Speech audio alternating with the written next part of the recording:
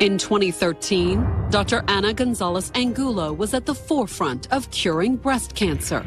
You won't find someone smarter than her. Unless perhaps it was her equally gifted research partner, Dr. George Blumenschein. Their research was really groundbreaking. But then George fell suddenly, deathly ill. His kidneys are failing. And the search for the cause Nobody can figure out what's wrong with him. He was a medical mystery. would end in a shocking revelation. We got a poisoning here. The result was a scandal that rocked one of America's foremost research hospitals. They ended up staying in a hotel together. Have oral sex. A fairly torrid love affair. And the investigation would leave the authorities wondering, what happens when love turns malignant?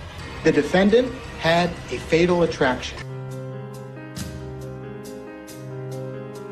Houston, Texas, January 27, 2013. It was almost midnight when Dr. George Blumenschein stumbled into the emergency center of the world-renowned MD Anderson Cancer Center. They deal with cancer patients that are having severe symptoms or trouble with their treatment. Dr. Blumenschein treated a tremendous amount of people and was starting to do a lot of very productive research. However, it wasn't research or a patient that brought Dr. Blumenschein to the hospital that night. The 48-year-old research scientist had become suddenly, strangely ill. He's slurring his words, he was discombobulated, he looked like a drunk person. However, Dr. Blumenschein wasn't drunk, according to the two women who brought him in. His girlfriend, Dr. Yvette Tony, and his research partner, Dr. Ana Gonzalez-Angulo. Anna says, I've been with him all day. All he had was coffee. Which is why Yvette and Anna had brought him to the ER. They believe that he may have been having a stroke. Although, despite his odd symptoms, the two women said it had been hard to convince George that he even needed medical attention. He was acting unreasonable, which was totally unlike him. And even at the hospital, it took some arguing to get him inside the ER. He was sitting on the bench outside the emergency room, trying to tell everyone he's okay, he's fine. But eventually he relented and allowed the doctors to look him over. There was this understandable mad dash to try to figure out what was wrong with it. They'd run every test imaginable. They'd do a spinal tap, an MRI. They're trying to rule out all these different things. It wasn't a stroke or a heart attack. In fact, every test they ran came back clean. Nobody can figure out what's wrong with him. The physicians were basically in the dark. He was a medical mystery. All the doctors knew for certain was that George was running out of time. His kidneys are truly failing. He's just getting worse and worse. Luckily, some of the world's best doctors were on the case. Houston is lucky because we have an incredibly robust medical community. Including the two women who'd brought him in, Yvette and Anna. They were there by his bedside. And by the time their wait was over, George's mystery illness wouldn't just be a riddle for his doctors. It would be a matter for the police.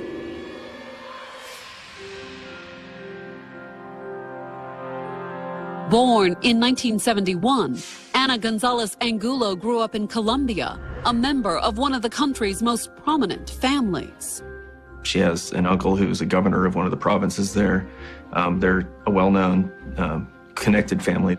But as Anna learned at a young age, no amount of wealth and privilege can completely insulate you from tragedy.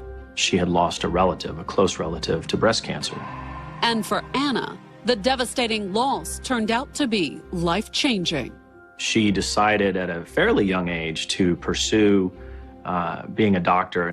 A gifted student and tireless worker, she had the talent and dedication to meet her goal, too. You won't find someone smarter than her. She was first in her class, one of the brightest folks in the school. Anna got her MD in Colombia, and then in her late 20s, she immigrated to America. She was naturalized a U.S. citizen. She actually finished her PhD here in Houston. And in 2003, the 32-year-old PhD joined the staff at MD Anderson, part of Houston's sprawling Texas Medical Center. The medical center in Houston is world-renowned. Patients from all across the world come to MD Anderson for treatment because it's considered one of the best in the world. They were at the forefront of curing cancer. Although even in such stellar company, Anna stood out. She probably is the smartest person in the room at any given time. She was incredibly hardworking, incredibly productive, incredibly bright. She had a passion for breast cancer research. Equally important, the dedicated physician had a personal touch. She wasn't some cold doctor in a white lab coat that came in and walked out. She was somebody that connected with these women on a very, very personal level. Anna's tireless devotion left the 30-something researcher little time for a personal life, though. She has no children. She's not married.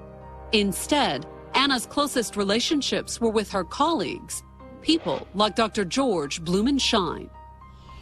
6 years older than Anna, George's resume was every bit as impressive as hers.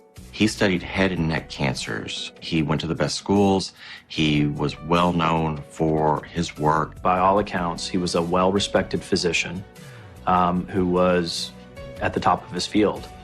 He and Anna first met in 2008 when she was 37. They had overlapping patients, which then led to overlapping research. They were interested in drug development. And by 2011, their mutual patients and mutual interests had led both doctors to reach the same conclusion.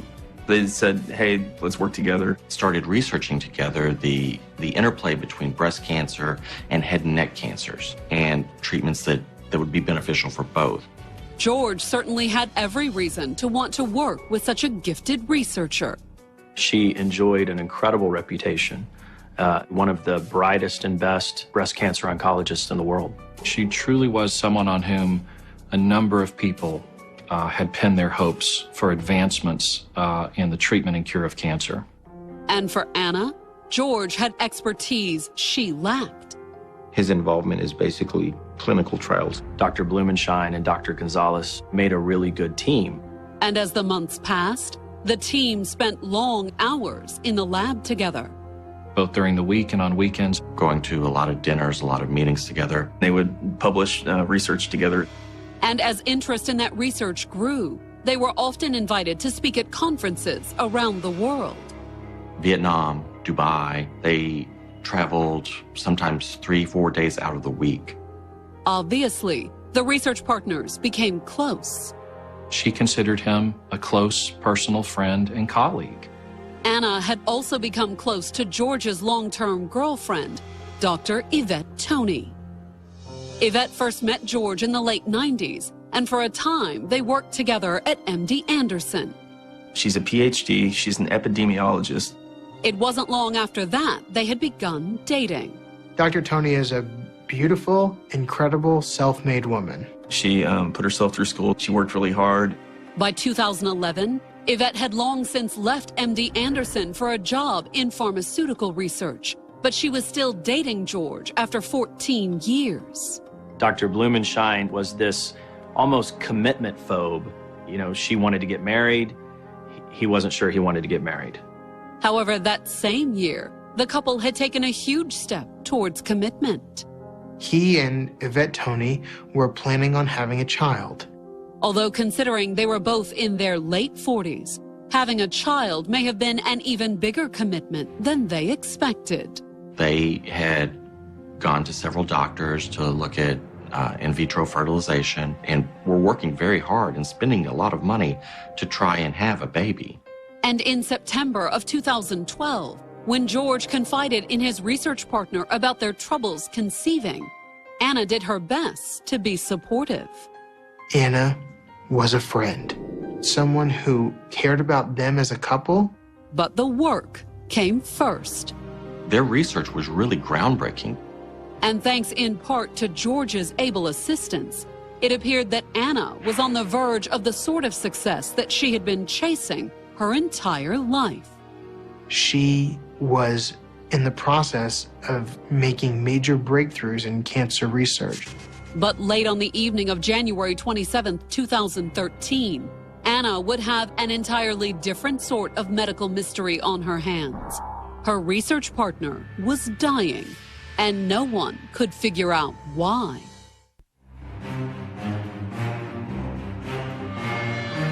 By sunrise on January 28, 2013, it had been 7 hours since Anna Gonzalez-Angulo and Yvette Toney had rushed George Blumenshine into the emergency center of Houston's MD Anderson Cancer Center, suffering from strange symptoms. He wasn't acting right, he was confused, his speech was slurred. Anna and George were colleagues, cancer researchers at the hospital. These doctors are world-renowned. They're some of the best in their field. Dr. Blumenshine's girlfriend, Yvette, was also a doctor and a pharmaceutical researcher. She worked for a brief time at MD Anderson.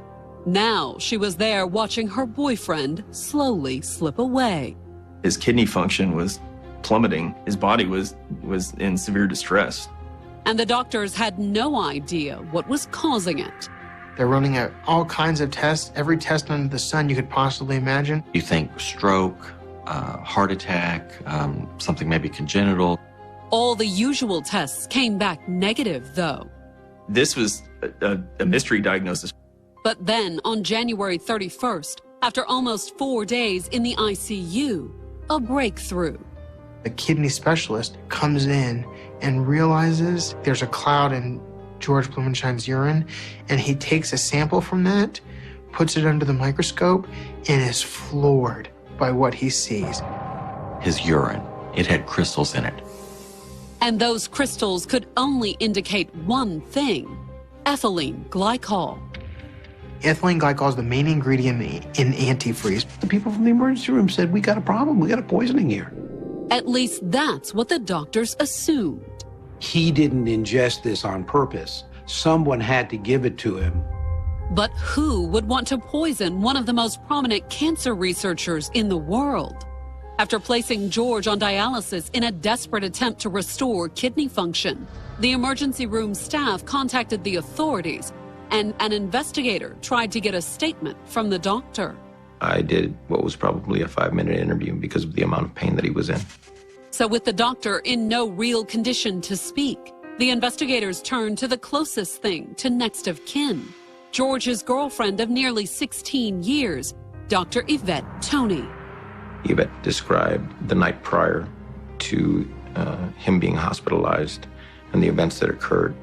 Yvette told the investigators that George had recently been out of town at a medical conference. George had been in San Diego on Friday, had come home on Saturday, had picked up some food, brought it home. They each had their own separate dish, but they shared the glass of wine. He goes to sleep, he feels fine. And according to Yvette, George had felt fine the next morning, too. She said he'd gotten up early and gone into the hospital to finish up some work with Anna. The plan was to work that Sunday morning and catch up on all his dictation and notes on his patient files and do some research. But Yvette told police that George had called her partway through the day, and she said that she could immediately tell that something wasn't right. He had slurred speech, he was confused. He starts telling Yvette, I think something's wrong, I don't know what's wrong with me. Knowing that the cancer researcher was not the type to exaggerate, Yvette said she had told George to go to the emergency room. Tells him, go get checked out right now.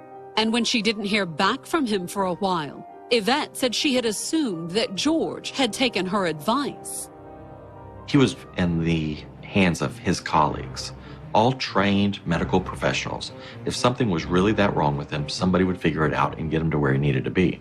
However, according to Yvette, when she still hadn't heard from George by late that evening, she started to worry and started making calls. Trying to track him down, trying to figure out what's going on. Trying to get a hold of him, she can't.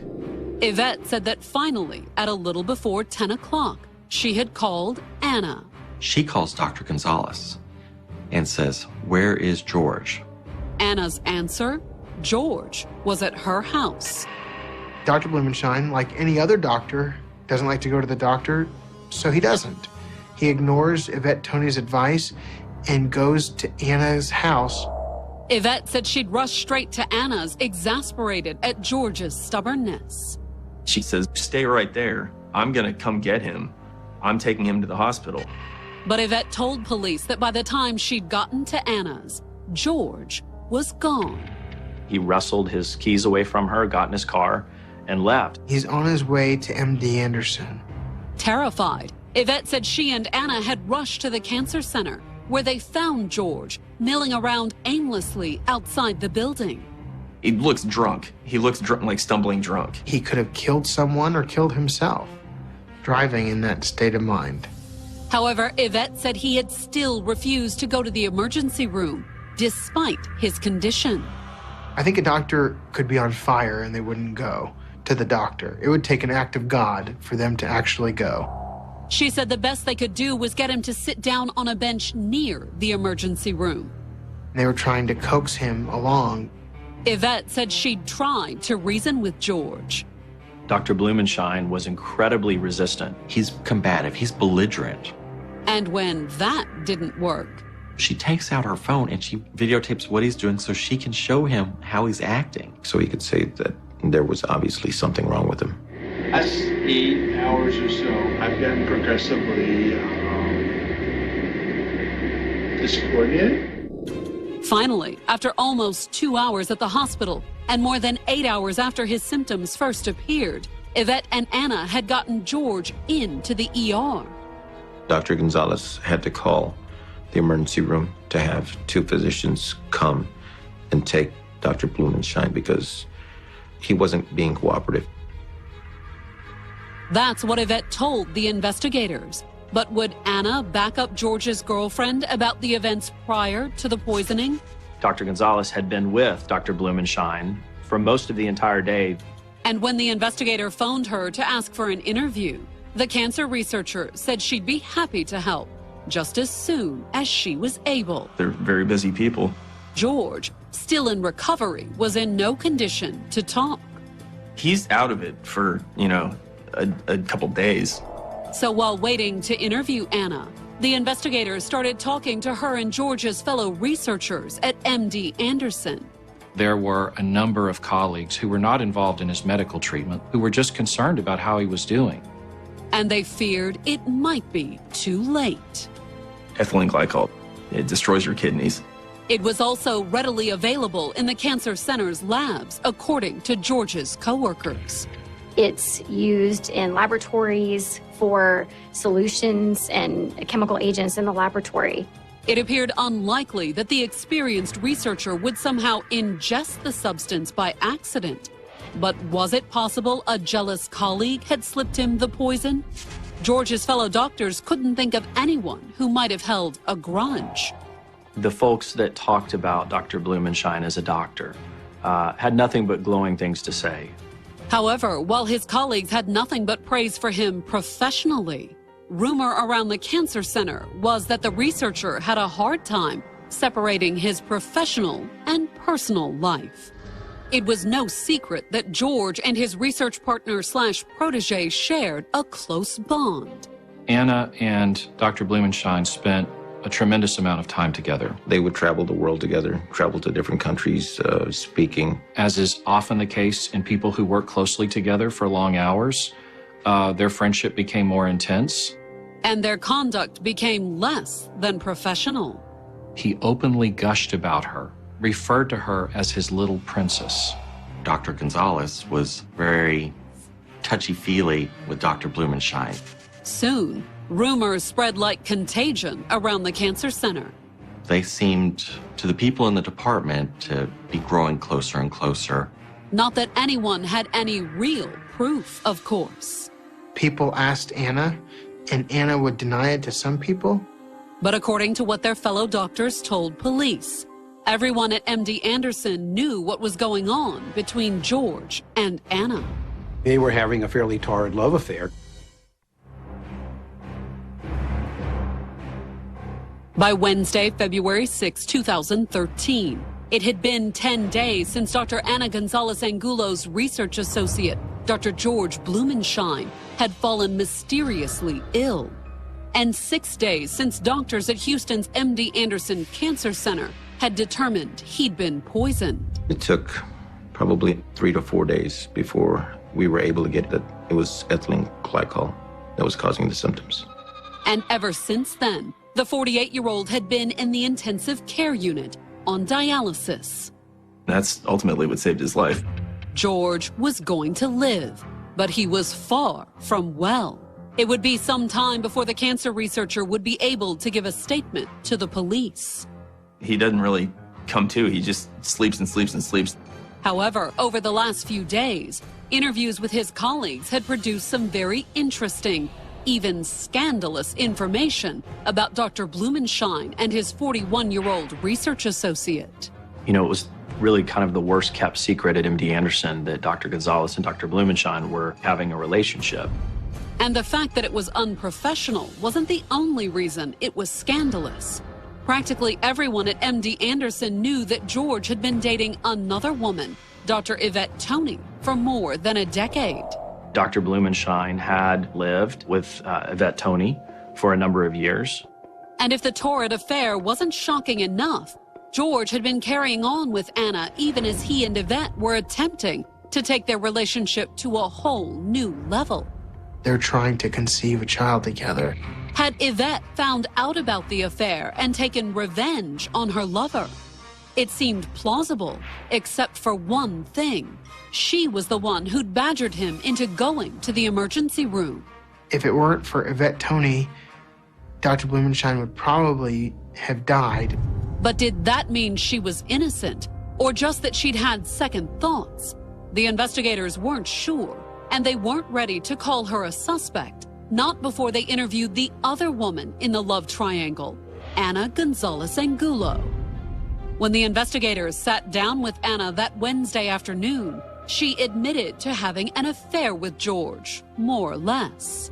She wouldn't come out and say it, but the way she communicated it, it was obviously more than professional.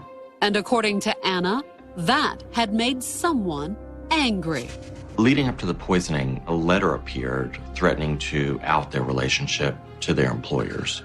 Anna said that she and George had assumed the letter had come from a colleague. She said someone at work's jealous of our research. According to Anna, she and George had ignored the letter, but she also said that whoever was trying to scare them didn't stop.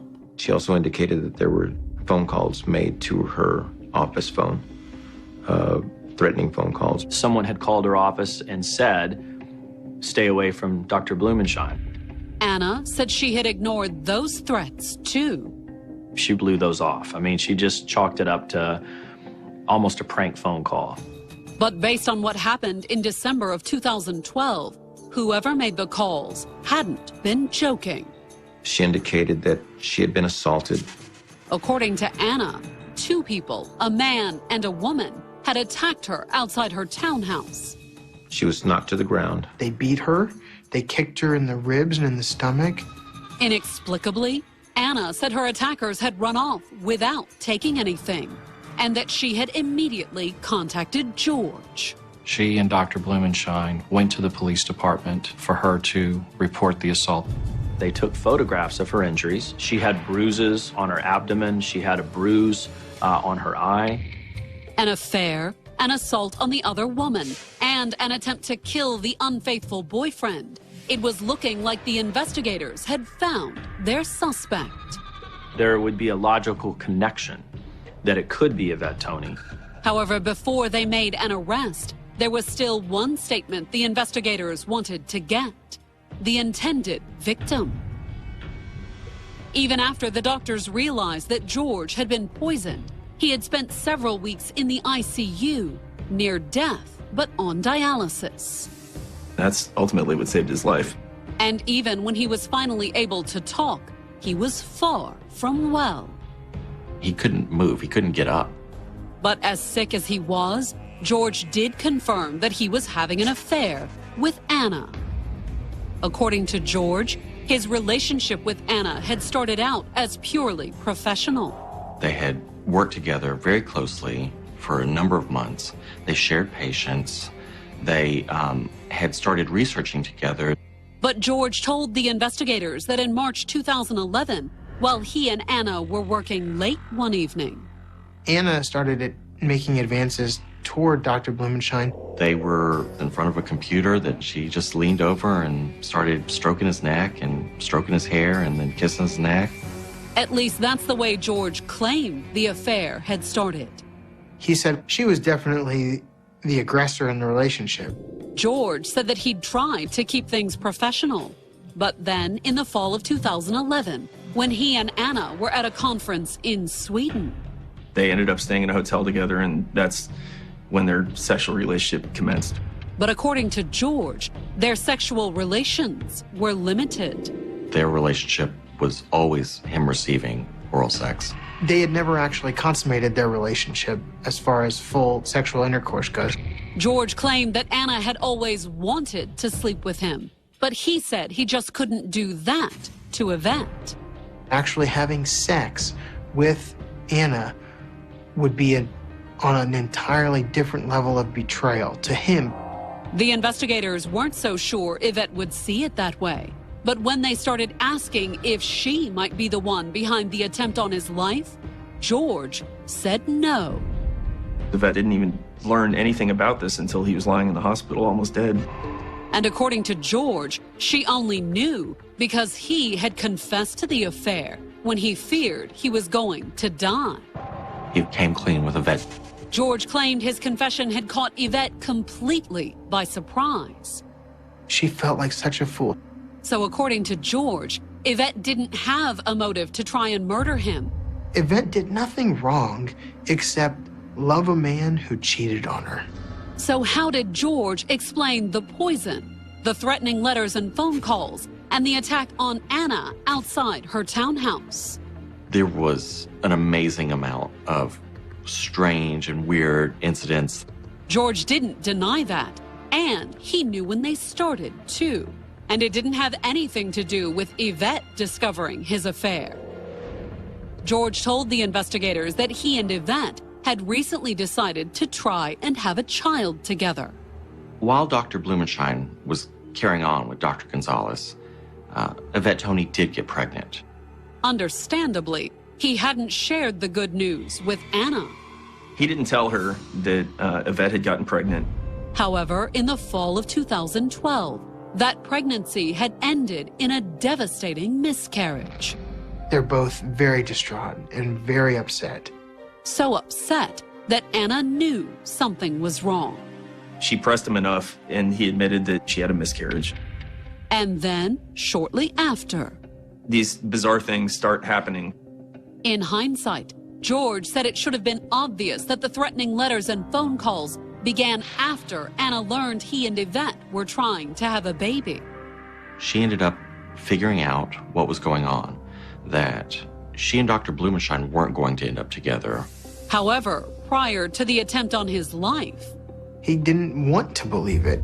So despite all the threats and what appeared to be an assault on Anna, Dr. Blumenshine carried on with Dr. Gonzalez while all this was going on. In fact, George told the police that he'd even dropped by Anna's townhouse on the morning of January 27th, just a few hours before he'd fallen ill. He picked her up and took her upstairs, literally swept her off her feet. They go upstairs to have oral sex. And afterward, before he got dressed to go into the cancer center, Anna had said, "I made this special Colombian coffee just for you." In a hurry to get to the lab, George said he tried to refuse the offer, but it's very important to her, according to him, that he try this very, very special Colombian coffee from her homeland. With Anna insisting, George said he'd relented and agreed to try it, and immediately regretted it. It's just sickeningly sweet. But since it seemed so important to Anna, he forces it down as much as he can. Dr. Blumenshine doesn't want to be rude and doesn't want to seem like he's ungrateful. And as he told the investigators, his attempt to be polite had very nearly cost him his life. The moment he woke up, after having been on the intensive care unit, he knew what happened. Ethylene glycol is known to have a saturating, sweet taste. Now that they had George's statement, the police had a new suspect, although they didn't immediately arrest the cancer researcher. It required a 3-month grand jury investigation in order for us to make a decision and really gather all the evidence that we needed. But finally, on May 29, 2014, the authorities were ready. They went and arrested her at the parking garage at MD Anderson. And her reaction when the arresting officers told Anna that she was being charged with aggravated assault.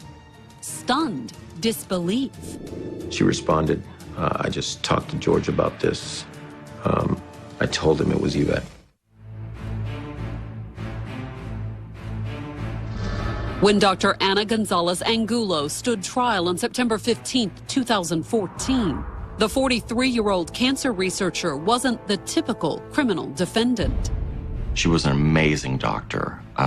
She did a lot of really influential, groundbreaking work in breast cancer. This isn't just someone who you just pick off the street like an everyday criminal. She was someone who probably saved countless lives.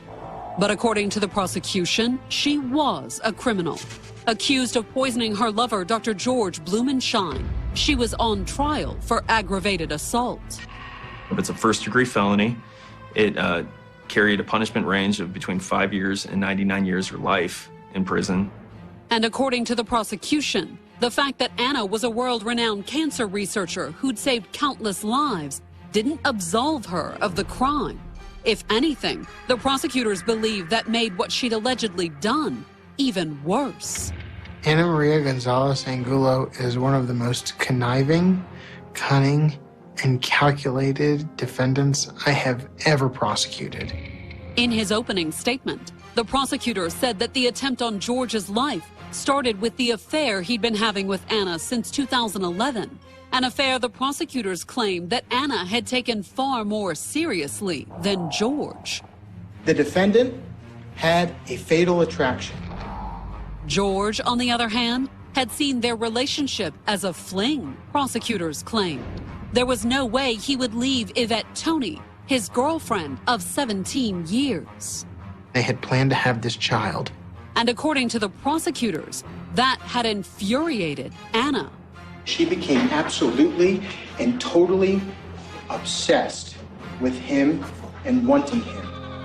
And if she couldn't have him, Then nobody was going to have him. but the poison hadn't killed George. On September 19th, the cancer researcher took the stand to testify against his former lover. Are you proud of what you did with the defendant without... No, I regret it deeply. And George said he had no doubt that it was Ana who tried to poison him. He knew in his heart of hearts that it was that coffee. Although, as George and the prosecutors explained to the jury, he never let on to Ana that he suspected her. In fact, he remained in contact with her in the months between the poisoning and her arrest. One critical thing he wound up doing was, as the investigation went on, he started recording his conversations with the defendant. Tapes that were played for the jury. Hours of her on the phone, saying all sorts of things. First, she blew off the police investigators as amateurs. I don't think this Thomas is going to find anything. Then she told George that she'd taken things into her own hands. Have you watched? She had told him she'd brought a bodyguard from Colombia and a private investigator. And according to Ana, her investigator had uncovered evidence that Yvette was behind everything, including the threats and the attack on her. If I tell you that I have enough circumstantial evidence to press charges, will you believe me? No. I do. Against Yvette? Yes. I think the ultimate goal was to convince everyone that Yvette was responsible for this, so she could have George Blumenshine all to herself. But what Ana didn't know was that the whole time she was attempting to play George, he was playing her. You hear her, in her own words, say these things. Even as a prosecutor, if someone told me, I'd have a hard time believing.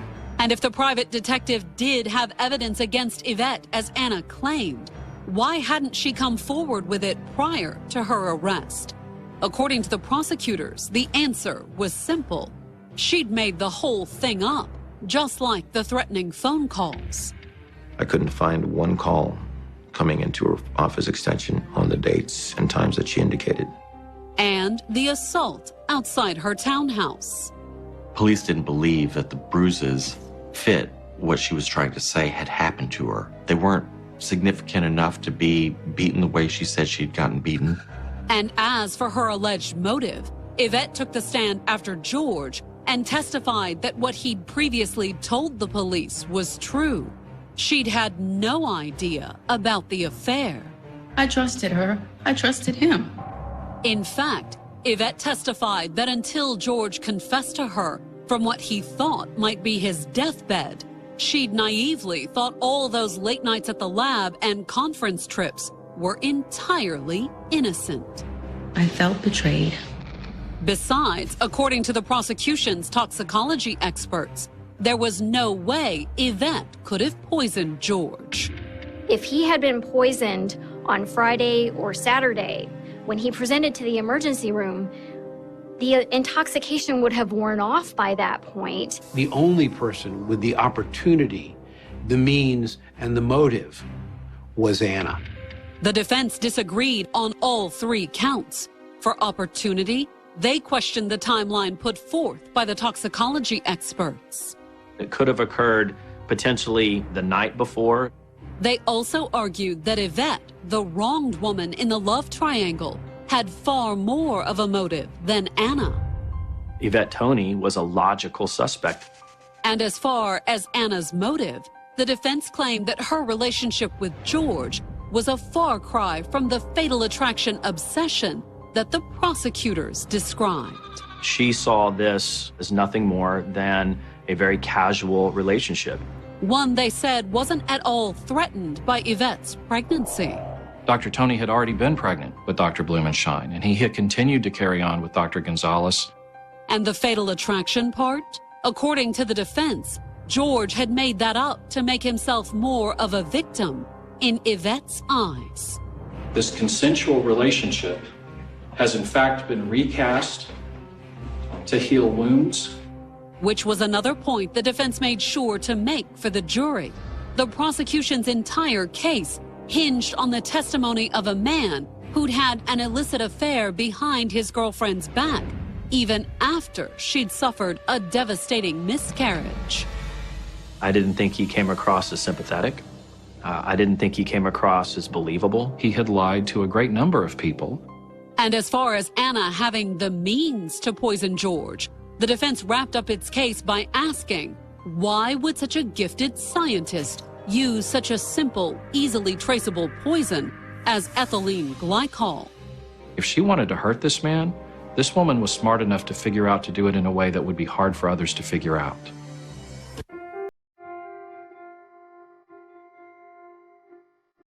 On September 26, 2014, the jury announced that it had reached a verdict in the trial of Dr. Ana Gonzalez-Angulo.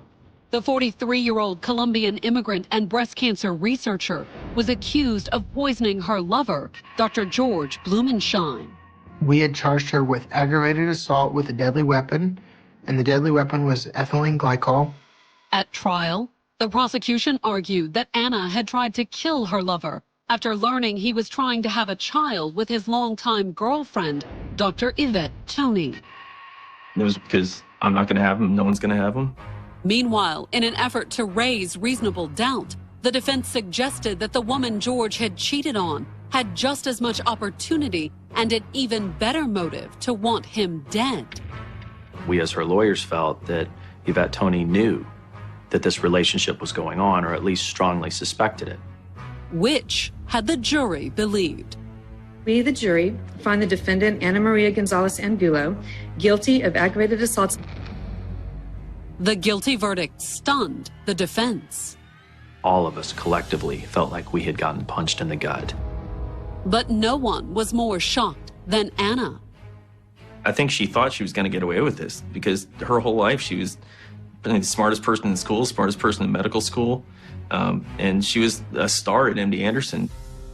However, when the trial shifted to the sentencing phase, the world-renowned scientist not only faced a possible life sentence, she also had one last chance to avoid prison altogether.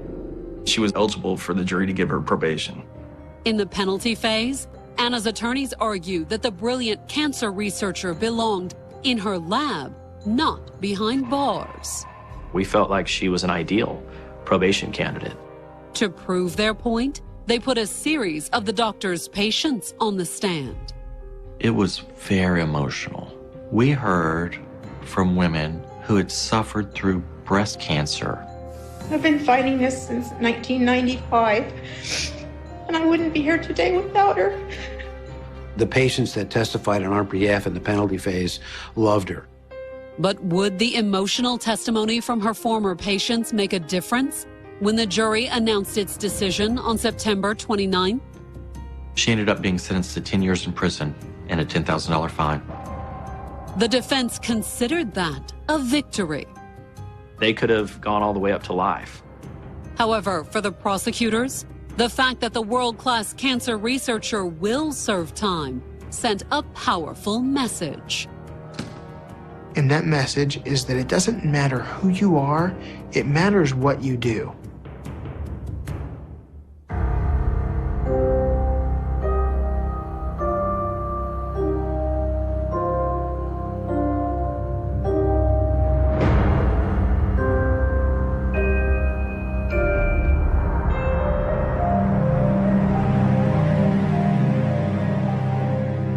The summer of 1962 arrived in Boston with the quiet confidence of a city that believed it knew itself.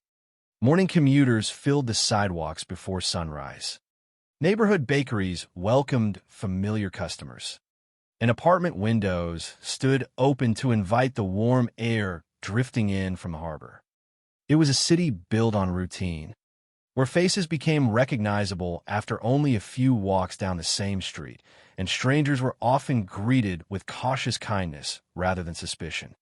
In many residential neighborhoods, it was not unusual for doors to remain unlocked during the daytime.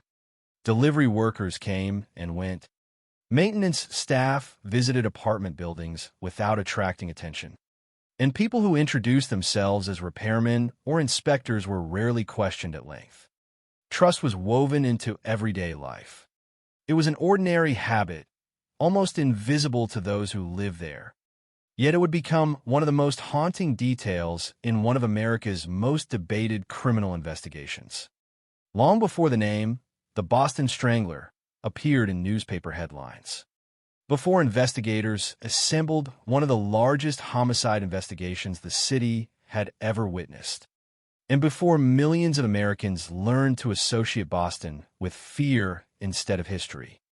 13 women would become linked by a mystery that remains unresolved decades later.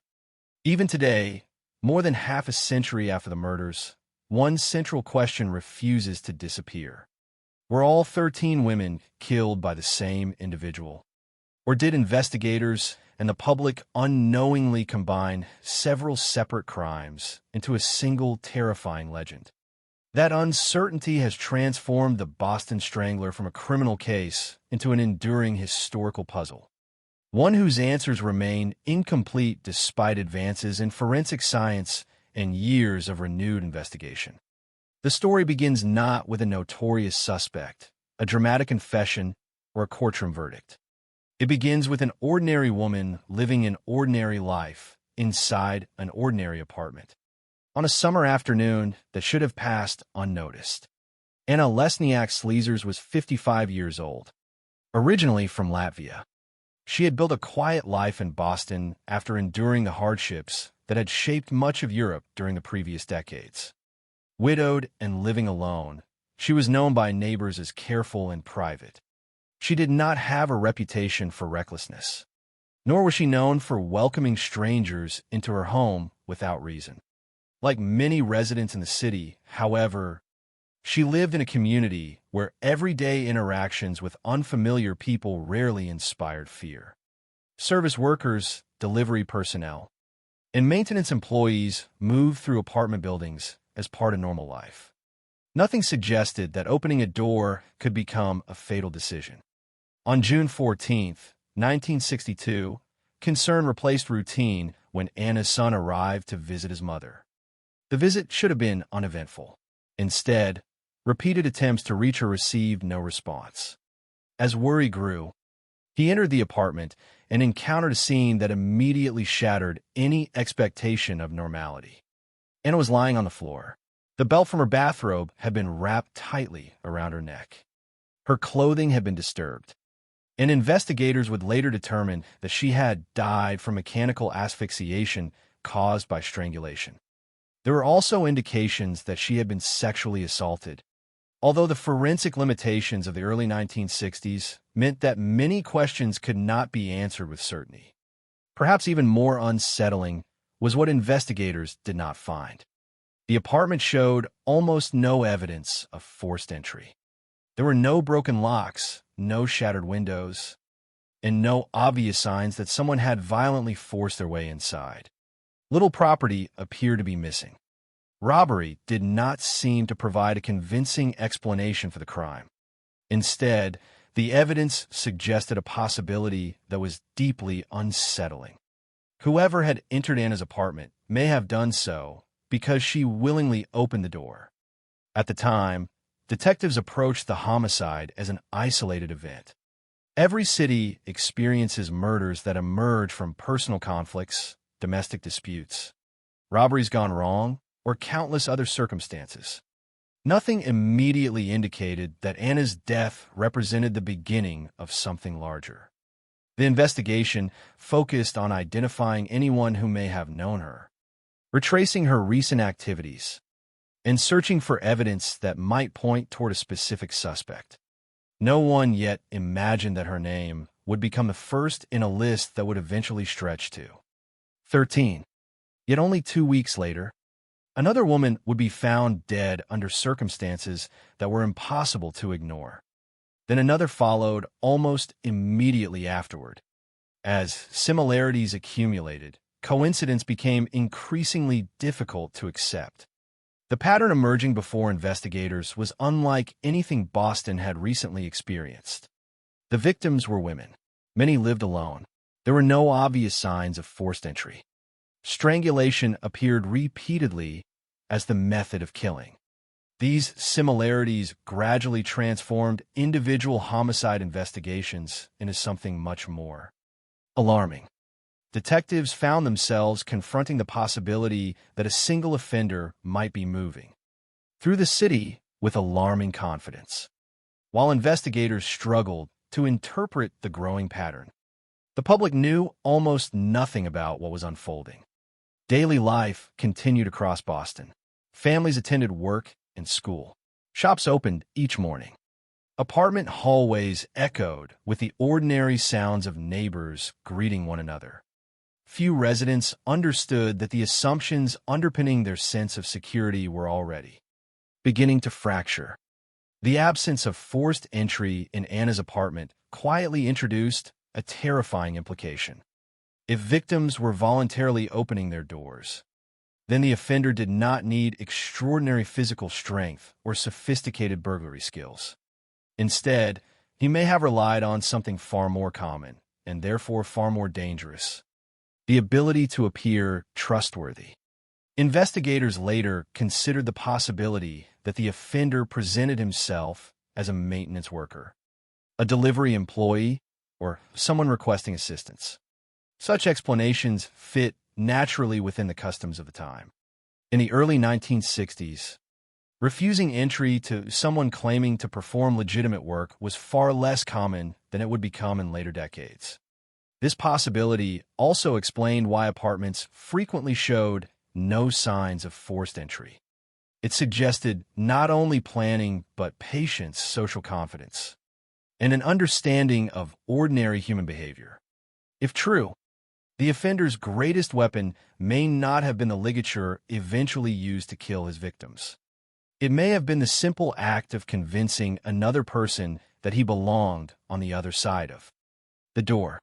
As investigators worked through the first homicide, they possessed neither the forensic technology nor the investigative tools that would later transform criminal investigations. DNA analysis did not exist. Surveillance cameras were absent from residential buildings. Digital records, mobile phone data, and countless modern investigative resources remained decades away. Detectives relied heavily upon witness interviews, physical observations, fingerprints when available, and painstaking comparisons between individual cases. Every decision required patience, and every unanswered question carried the possibility that another victim might soon follow. The coming months would confirm those fears. The murders did not remain isolated incidents. Instead, Boston entered a period during which each new homicide deepened public anxiety and challenged investigators searching for answers with increasingly limited resources. Newspapers would eventually give the unknown offender a name that would become permanently embedded in American criminal history: the Boston Strangler. Yet behind that infamous title stood 13 women, 13 interrupted lives, in an investigation that would evolve into one of the largest and most controversial homicide inquiries the United States had ever seen. Decades later, despite renewed forensic testing and advances in DNA technology, the mystery would remain only partially resolved. One suspect would confess. One victim's case would later be linked to him through modern science. But whether every murder belonged to the same killer would remain an unanswered question, ensuring that the story of the Boston Strangler would endure not simply as the account of a serial murder investigation, but as a cautionary reminder that history sometimes preserves mysteries even when it uncovers new evidence. And before detectives would chase leads across Boston, before thousands of interviews and fingerprints would be collected, before Albert DeSalvo's name entered the investigation, there were only 3 unexplained deaths separated by days rather than years. Those first discoveries would slowly transform a quiet city into one living under the shadow of uncertainty, where every unexpected knock at the door carried a question that no resident had previously thought to ask. Who was standing outside, and could they truly be trusted? June 14, 1962, did not immediately appear destined to become a date remembered in American criminal history. To the detectives assigned to the scene, the death of 55-year-old Anna Lesniak Sleezer's first resembled the kind of isolated homicide that every major city eventually confronts. Their responsibility was to document the apartment, collect every piece of physical evidence available, speak with relatives and neighbors, and determine who might have wished to harm a woman whose life appeared remarkably quiet. Yet from a moment investigators stepped inside her residence, they encountered details that resisted simple explanation. Anna had been living alone following the death of her husband. Friends and neighbors described her as cautious, reserved, and independent. She maintained familiar routines and had little reason to invite unknown visitors into her apartment. Without a believable explanation, the apartment itself revealed surprisingly little evidence of chaos. Furniture remained largely in place. There were no broken windows, no damaged locks, and no obvious indication that someone had forced entry. The absence of those signs became nearly as important as the evidence investigators did find. Anna's body lay on the floor, and the belt from her bathrobe had been wrapped tightly around her neck.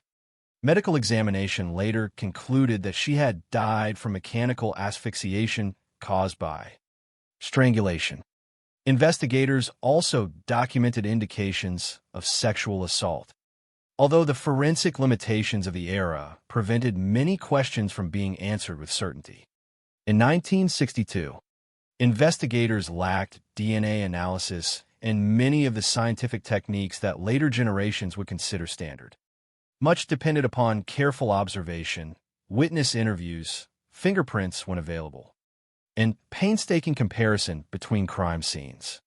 During those first hours, detectives attempted to reconstruct Anna's final day. Who had visited her? Had anyone noticed unfamiliar people entering the building? Had neighbors heard an argument or signs of a struggle? Each interview produced fragments of ordinary daily life, but no clear suspect. Nothing suggested that Anna had recently feared for her safety. Nothing immediately identified someone who might have targeted her specifically. Without signs of forced entry, detectives considered an unsettling possibility, and had likely opened her own door. If true, the person standing outside must have appeared harmless enough to gain her confidence, at least for a brief moment. At that stage, however, investigators still viewed the murder as a single tragedy rather than the beginning of a larger pattern. Their attention remained focused on solving one homicide. That assumption lasted only 2 weeks. On June 28th, another woman was found dead. Nina Nichols was 68 years old and, like Anna, lived alone. Once again, investigators entered an apartment that showed no obvious signs of forced entry. Once again, strangulation emerged as the cause of death. Little property appeared to have been taken, making robbery an increasingly unconvincing motive. Detectives who had worked Anna's case immediately recognized similarities that were difficult to dismiss. The victims belonged to a similar demographic, both living independently, both attacked inside their own homes, and both apparently allowing their killer to enter voluntarily. Although similarities between two crimes can sometimes occur by coincidence, experienced investigators understand that repeated patterns deserve careful attention. Police began comparing reports line by line, searching for overlooked connections that might identify a common offender. They examined timelines, victim backgrounds, apartment locations, and available physical evidence. Yet despite these efforts, no clear suspect emerged. Before detectives could determine whether the first 2 murders were linked, another call demanded their attention. On June 30th, only 2 days after Nina Nichols' body had been discovered, 65-year-old Helen Blake was found dead. Once again, the victim had been strangled. Once again, investigators found no convincing evidence that someone had broken into the apartment. The method of killing closely resembled the previous cases, including the use of materials found within the residence itself. 3 women had now been killed within just over 2 weeks. Individually, each case presented challenges. Together, they began to form a pattern that investigators could no longer ignore. The growing similarities forced detectives to ask whether Boston was confronting something far more unusual than a series of unrelated homicides. Behind closed doors, discussions shifted from solving isolated crimes to considering the possibility of a serial offender. Publicly, authorities remained cautious. Prematurely announcing the existence of a serial killer risked creating unnecessary panic, particularly if later evidence proved otherwise. Nevertheless, detectives quietly expanded their investigation. They began comparing every available detail between the 3 crime scenes, hoping that a consistent characteristic would point toward the offender's identity. The absence of forced entry remained one of the strongest recurring elements. Investigators consider how an unknown man could repeatedly gain access to women living alone, without immediately provoking alarm. One theory gradually gained credibility. The offender may have presented himself as someone performing legitimate work. He could have claimed to be a maintenance employee, a delivery worker, or another individual whose presence would appear ordinary within an apartment building. Such explanations required no elaborate deception because residents of the early 1960s routinely encountered workers entering buildings for repairs, deliveries, or inspections. A polite introduction and a believable reason for visiting might have been enough to persuade someone to unlock the door. This theory could not be proven, but it fit the physical evidence available. It also explained why apartments showed little evidence of violent entry and why victims may have had little opportunity to prepare for an attack. Once inside, the offender would have enjoyed the advantage of surprise. Investigators also recognized another troubling implication. If the killer relied upon appearing trustworthy rather than forcing entry, virtually any woman living alone could become vulnerable.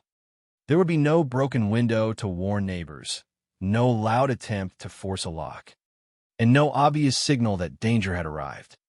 Instead, the attack could begin with nothing more alarming than a knock at the door.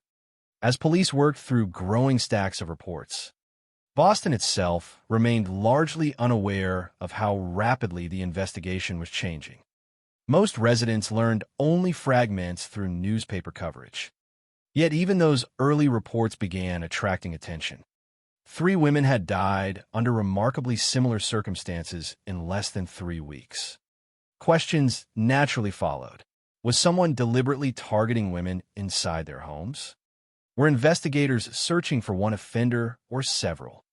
The uncertainty itself became a source of anxiety. For detectives, however, uncertainty carried a different burden. Every unsolved day increased the possibility that another murder might occur before the offender was identified. Without modern forensic technology, investigators depended heavily upon interviews and physical comparisons between crime scenes. Thousands of observations had to be documented by hand. Every fingerprint required manual comparison. Every witness account demanded careful evaluation. Leads that initially appeared promising often dissolved under closer examination, while seemingly insignificant details occasionally became the focus of renewed attention. Yet despite exhaustive efforts, the investigation remained frustratingly incomplete. No eyewitness could confidently identify the offender. No decisive physical evidence immediately connected a suspect to all 3 scenes. Detectives were left balancing probability against proof, recognizing similarities while lacking definitive confirmation. The challenge facing them extended beyond solving 3 murders. They also needed to determine whether those murders truly belonged together. This distinction would become one of the defining questions of the entire Boston Strangler investigation. If investigators incorrectly grouped unrelated crimes, they risked overlooking the real offender in individual cases. If they treated connected murders separately, they might fail to recognize the movements of a serial killer operating across the city. It was a dilemma with profound consequences, and one that would continue to shape the investigation for years. As summer continued, Boston had not yet adopted the phrase that would eventually dominate newspaper headlines. The name Boston Strangler had not fully entered the public imagination. But inside police headquarters, concern was growing.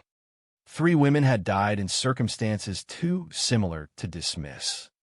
Detectives understood that unless the pattern ended or a suspect was identified, the city might soon face another victim. Their fears would prove well-founded. The murders did not stop. Instead, they evolved, eventually expanding beyond the initial victim profile and forcing investigators to reconsider nearly every assumption they had formed during those first weeks of the investigation. What began with Anna Sleezer's as an apparently isolated homicide was becoming something far larger, more frightening, and far more difficult to explain than anyone could have imagined in June 1962. As investigators continued comparing reports from the first 3 murders, an uncomfortable realization settled over police headquarters. The similarities between the victims could no longer be dismissed as coincidence. Yet there remained too little evidence to identify a suspect with confidence. Each case added another layer of uncertainty rather than clarity. Detectives understood that the absence of forced entry, the repeated use of strangulation, and the fact that the victims lived alone suggested a deliberate pattern. At the same time, they knew that patterns could be deceptive. The challenge was to distinguish genuine connections from superficial similarities before another woman lost her life. The weeks that followed demonstrated that the investigation was entering an even more troubling phase. On August 21st, 1962, 75-year-old Ida Erga became the next woman whose death would later be associated with the Boston Strangler investigation. Like the earlier victims, she lived alone. Once again, investigators encountered circumstances that echoed the previous murders. The victim had been strangled, and there was no convincing indication that the offender had forced entry into the residence. Detectives carefully documented every observable detail, searching for anything that might separate this crime from those that had preceded it. Instead, they found additional reasons to believe the same offender could be responsible. Every new similarity strengthened one theory while simultaneously increasing public danger. If one individual had indeed committed multiple murders, that person was continuing to operate without attracting enough attention to be identified. Only days later, on August 30th, 67-year-old Jane Sullivan was found dead under circumstances that investigators again believed were potentially connected. The growing list of victims was impossible to ignore. Police were no longer dealing with isolated investigations, but with what increasingly appeared to be a series of related homicides. As detectives assembled timelines, compared witness statements, and reviewed crime scene reports, they repeatedly returned to the same disturbing observation. There were remarkably few signs of violent entry. Doors had not been smashed open. Windows had not been broken. Apartments generally showed little indication of prolonged struggles before the fatal attacks. This recurring feature continued to support the theory that the victims themselves had admitted the offender into their homes. Investigators considered several possibilities that fit the available evidence. The individual might have presented himself as a maintenance employee responding to routine building work. He might have claimed to be making a delivery or requesting assistance. Whatever explanation had been offered, detectives believed it was convincing enough to overcome the natural caution of women living alone. In the early 1960s, such encounters were common and rarely viewed with suspicion. Apartment residents routinely interacted with repair personnel, delivery workers, and building employees whose presence seemed entirely ordinary. The offender appeared to understand this everyday reality and, if investigators were correct, exploited it repeatedly. As more information reached newspapers, Boston's sense of security began to change. Stories describing women found murdered inside their own homes spread rapidly across the city. Residents who had once considered unlocked doors an ordinary part of neighborhood life started questioning habits they had never previously examined. Hardware stores reported increasing demand for stronger locks and additional security devices. Women living alone became especially concerned, recognizing that every known victim had been attacked inside the place where she should have been safest. Self-defense products sold quickly, and many people began refusing to answer unexpected knocks unless they recognized the visitor. Although investigators could not publicly confirm every detail of the ongoing inquiry, the atmosphere throughout Boston had already begun to shift from concern to genuine fear.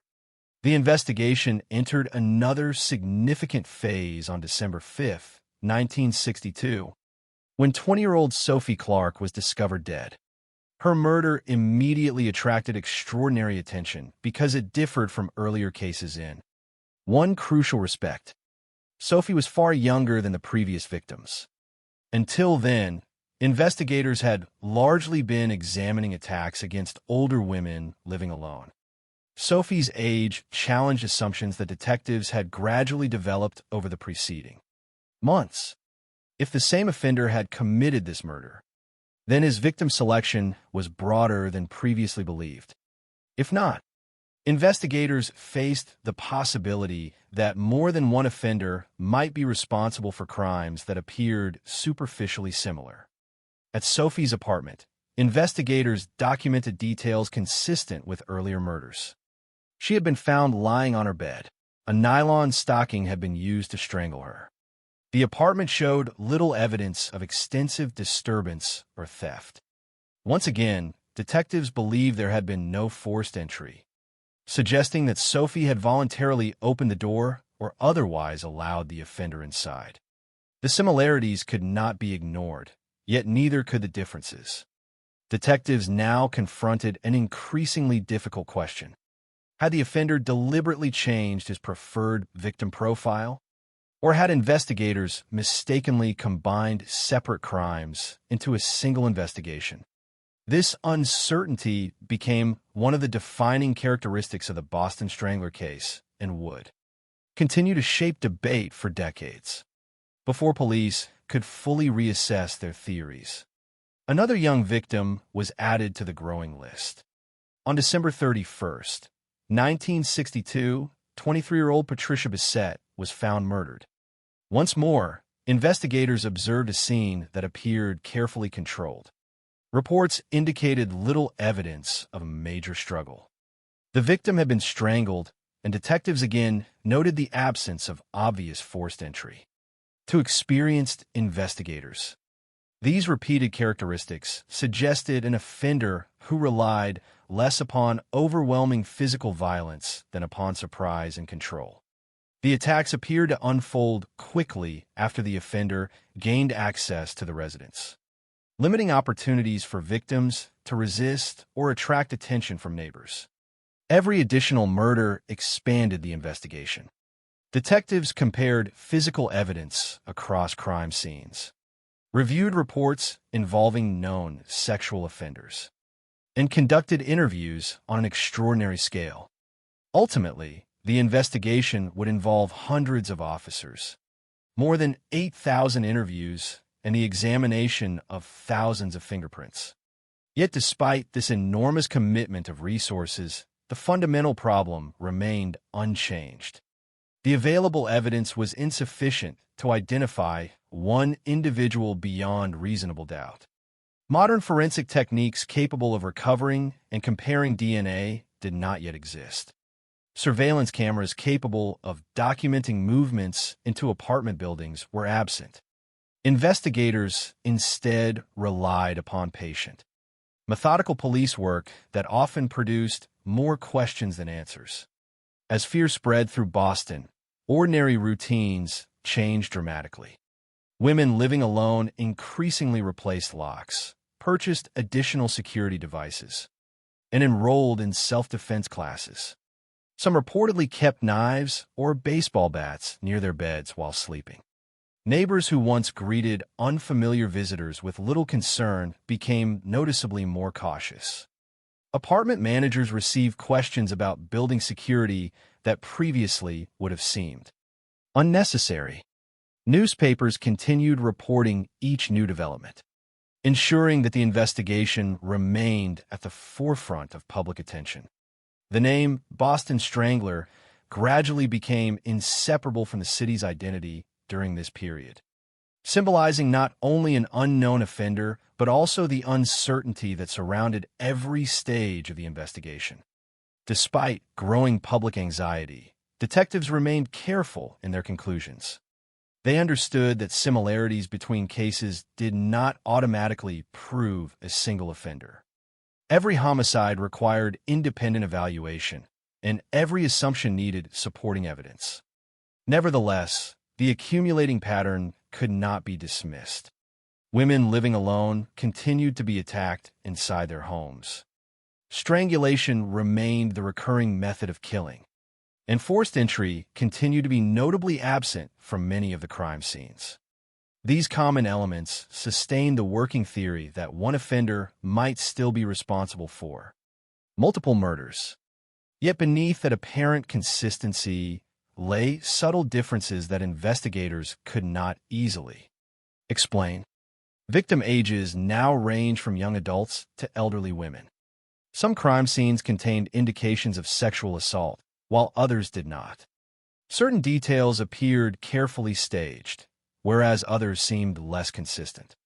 Detectives recognized that every difference mattered, but without stronger forensic evidence, they could not determine whether those differences reflected the evolving behavior of one offender or the actions of several unrelated individuals. That uncertainty would remain unresolved throughout the active investigation and continue long after the murders themselves had ended. By the beginning of 1963, Boston had become a city transformed by fear. Every unexpected knock at an apartment door carried new significance. Every report of another woman living alone invited immediate concern. Police continued working relentlessly, expanding an investigation that had already become one of the largest homicide inquiries in the city's history. Yet the unknown offender, or offenders, remained unidentified. The murders had evolved beyond a series of tragic deaths into a mystery that challenged every assumption investigators attempted to make. The next phase of the case would deepen that uncertainty even further, introducing crimes whose differences would eventually become central to the enduring debate over whether the Boston Strangler was one man, several killers, or a combination of unrelated tragedies brought together under a single infamous name. By the opening months of 1963, Boston had become a city living with an unfamiliar sense of vulnerability. What had begun the previous summer as a series of disturbing but seemingly isolated homicides had developed into an investigation unlike anything local law enforcement had previously encountered. Residents no longer viewed the murders as distant events affecting strangers in another neighborhood. Instead, every new headline reinforced the realization that the victims had been attacked inside their own homes, places traditionally regarded as the safest environments a person could occupy. The psychological impact extended well beyond the families directly affected. Ordinary routines changed throughout the city as fear quietly reshaped daily life. Women who lived alone became particularly cautious. Many replaced existing locks with stronger ones or added additional security devices to apartment doors. Hardware stores experienced increased demand for locks, chains, and other protective equipment. Self-defense classes attracted individuals who only months earlier might never have imagined needing such instruction. Some women reportedly kept knives or baseball bats close to their beds while they slept, hoping that preparation might provide at least some measure of protection should danger arrive unexpectedly. Neighbors who once opened their doors without hesitation now paused before responding to a knock, questioning whether the person outside truly belonged there. The possibility that an offender could rely on ordinary appearances rather than forced entry transformed simple, everyday interactions into moments of uncertainty. Throughout this period, newspapers continued reporting every significant development. The phrase Boston Strangler became increasingly common, providing the public with a single name that seemed to explain a series of frightening events. Even though investigators themselves still faced profound uncertainty regarding whether all of the murders had actually been committed by the same individual, the name quickly entered public conversation. But it also carried the risk of encouraging assumptions that the available evidence had not yet fully established.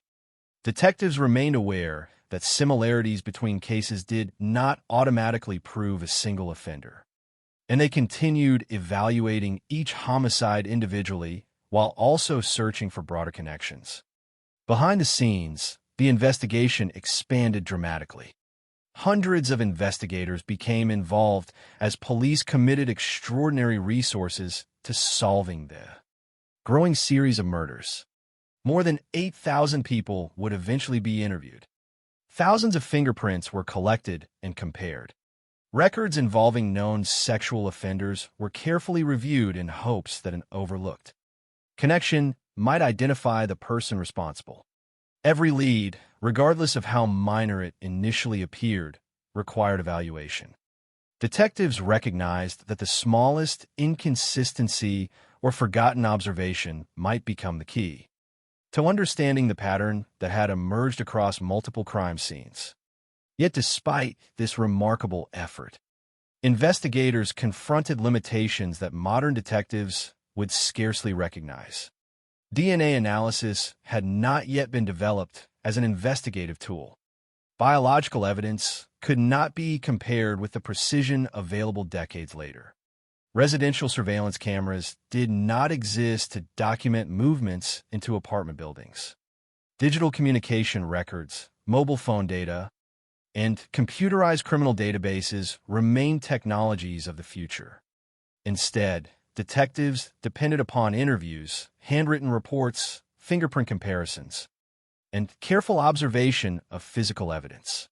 Every conclusion required patience, and many questions simply could not be answered with the scientific resources available at the time. The investigation demanded not only persistence but restraint.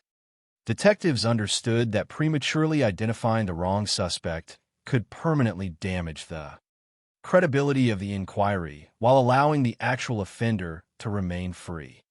Consequently, investigators repeatedly returned to the physical evidence already available. They compared crime scene photographs, analyzed victim backgrounds, reviewed witness statements, and attempted to determine whether a consistent behavioral pattern truly existed. Among the most significant observations remained the repeated absence of forced entry. Investigators continued believing that many victims had voluntarily opened their doors, perhaps after encountering someone who appeared to have a legitimate reason for visiting. Whether the individual presented himself as a maintenance worker, a delivery employee, or someone requesting assistance, detectives believed that trust played a critical role in allowing the attacks to occur. This possibility deeply unsettled the public because it suggested that ordinary politeness and routine social interactions had been transformed into opportunities for violence. On May 8, 1963, another murder complicated the investigation even further. Beverly Simmons, a 23-year-old schoolteacher, was found dead inside her home. Almost immediately, detectives recognized that this crime differed in several important respects from many of the earlier murders associated with the Boston Strangler investigation. Beverly had suffered multiple stab wounds before being strangled. The presence of a knife as part of the attack introduced a level of violence not consistently observed in the previous cases. Investigators also noted that the crime scene appeared considerably more chaotic than several earlier murder locations. These differences raised difficult questions that would remain central to debates surrounding the case for decades. If one offender had committed every murder, detectives needed to explain why the method of killing appeared to change so significantly. Criminal behavior can evolve, and investigators understood that offenders do not always repeat identical actions from one crime to another. Nevertheless, major departures from an established pattern require careful scrutiny. Beverly Simmons' murder, therefore, became one of the strongest reasons many later researchers questioned whether all 13 victims truly belonged within a single series.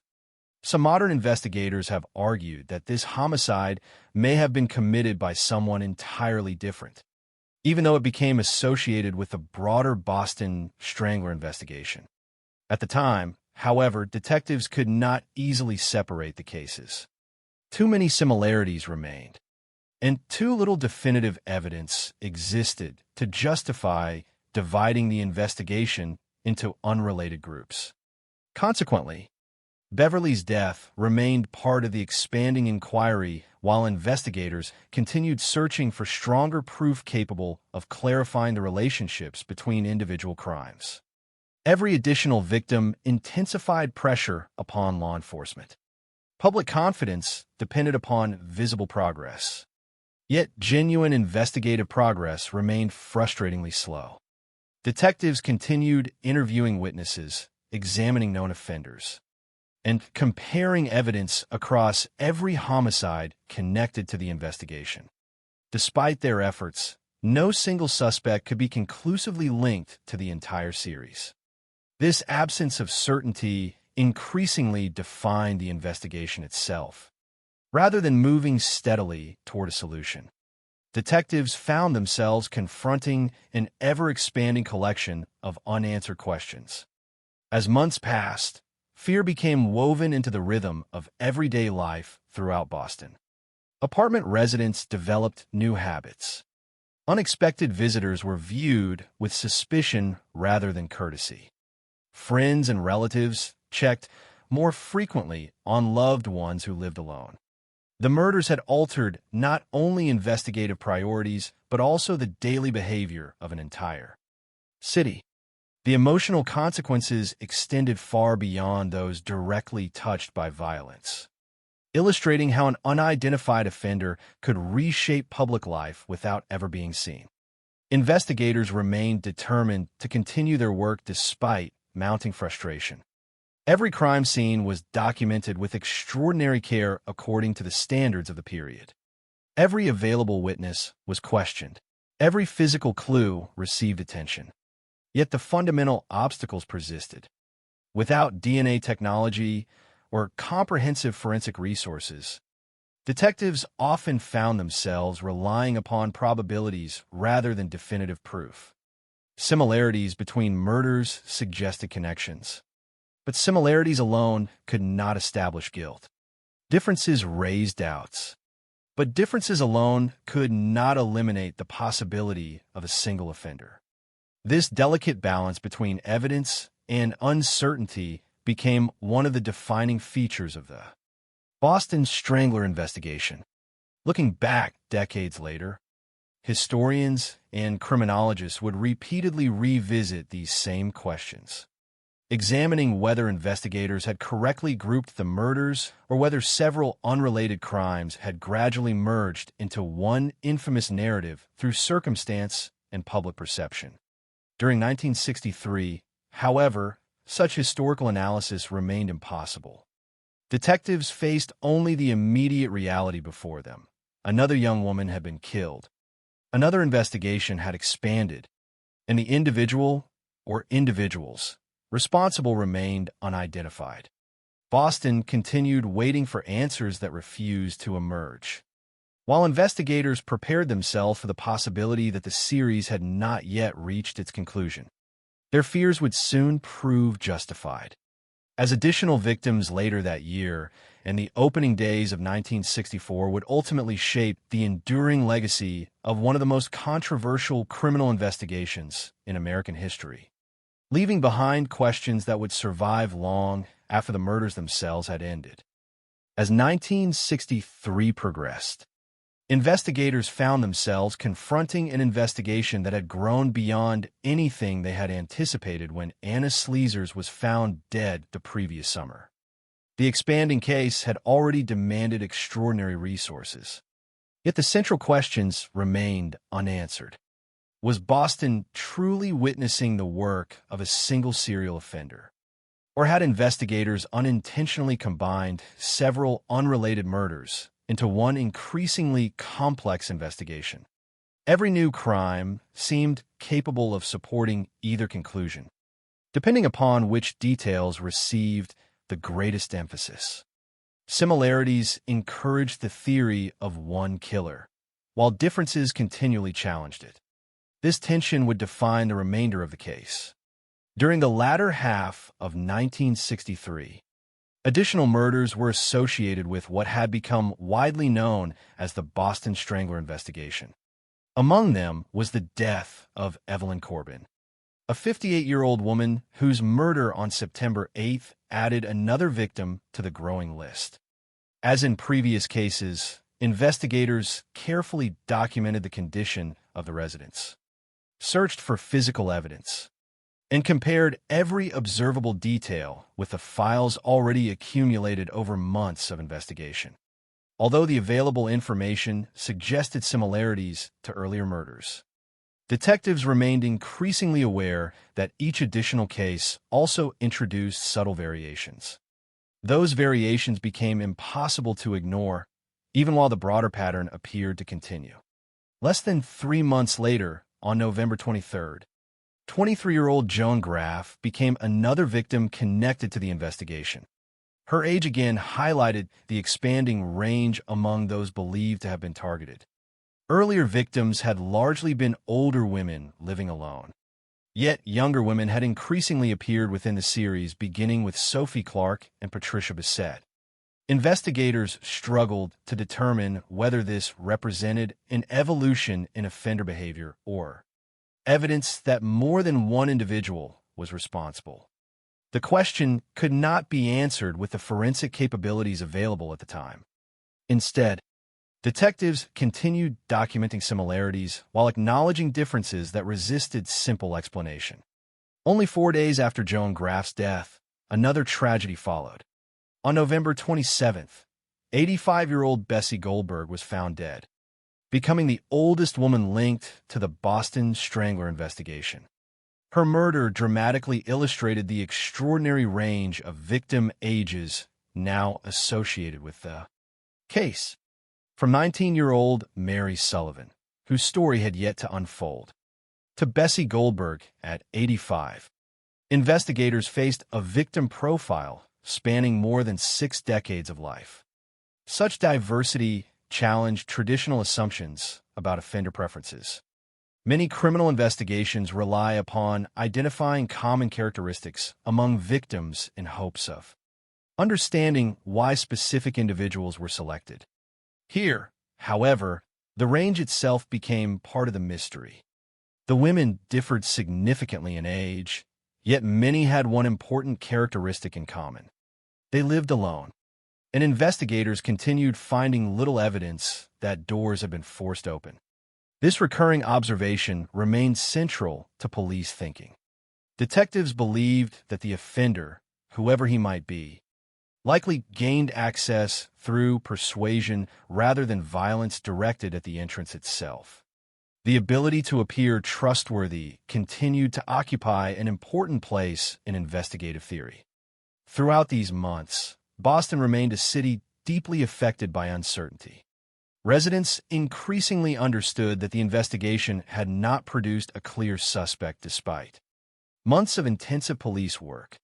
Public anxiety remained high, fueled by newspaper coverage and the realization that the murders continued despite expanding investigative efforts.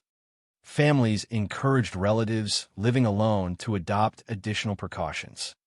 Apartment residents became more selective about answering unexpected knocks. Ordinary interactions that once seemed harmless now prompted hesitation. Every unfamiliar visitor could represent nothing more than a legitimate service worker, or something far more dangerous. Investigators shared many of these concerns, though from a different perspective. They understood that each passing week without an arrest created opportunities for additional violence. The investigation had already involved hundreds of officers, more than 8,000 interviews, and the collection of thousands of fingerprints. Yet no decisive breakthrough had emerged. Without DNA analysis or modern surveillance technology, detectives remained dependent upon traditional investigative methods that demanded time, patience, and considerable judgment. Every witness statement required careful evaluation.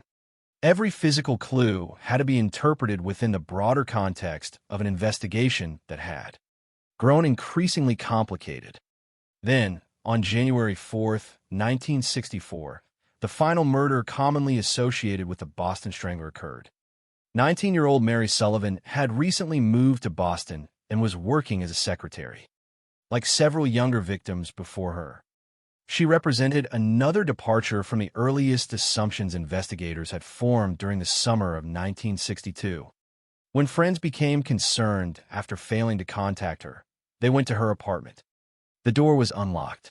Inside, they encountered a scene that immediately demanded police attention. Mary Sullivan was found lying on her bed.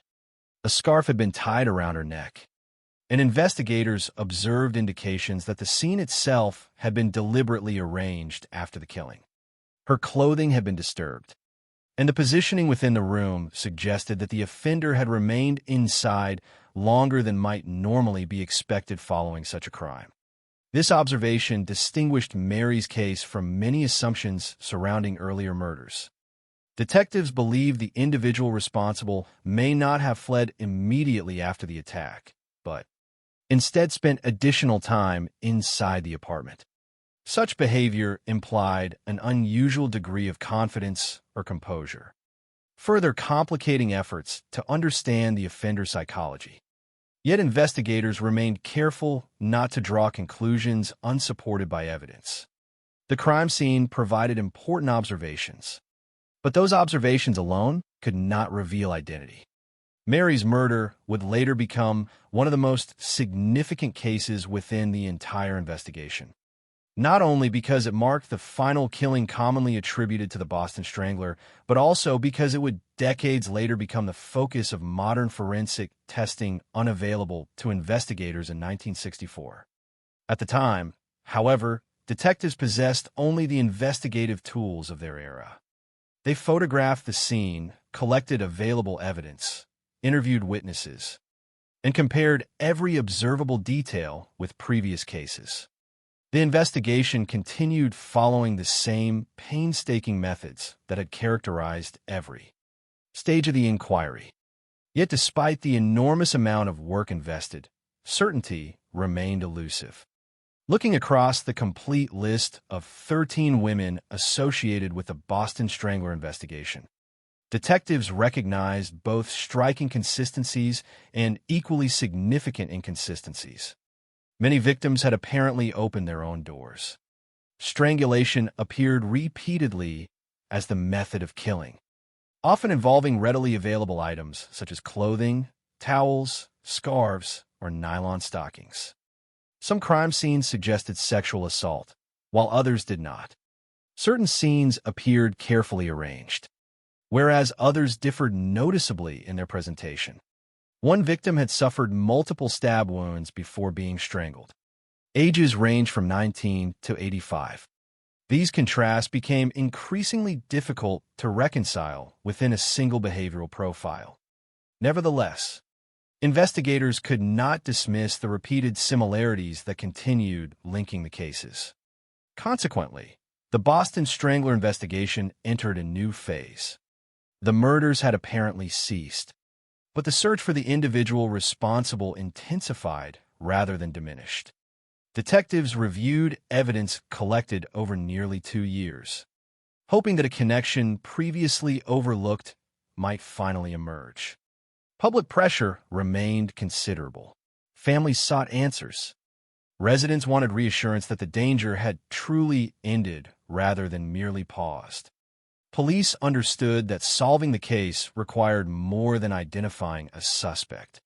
It required evidence capable of withstanding careful scrutiny.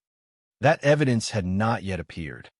Unknown to investigators at the time, the next major development would not arise from another crime scene, but from a man already known to law enforcement for entirely different offenses. His name was Albert DeSalvo.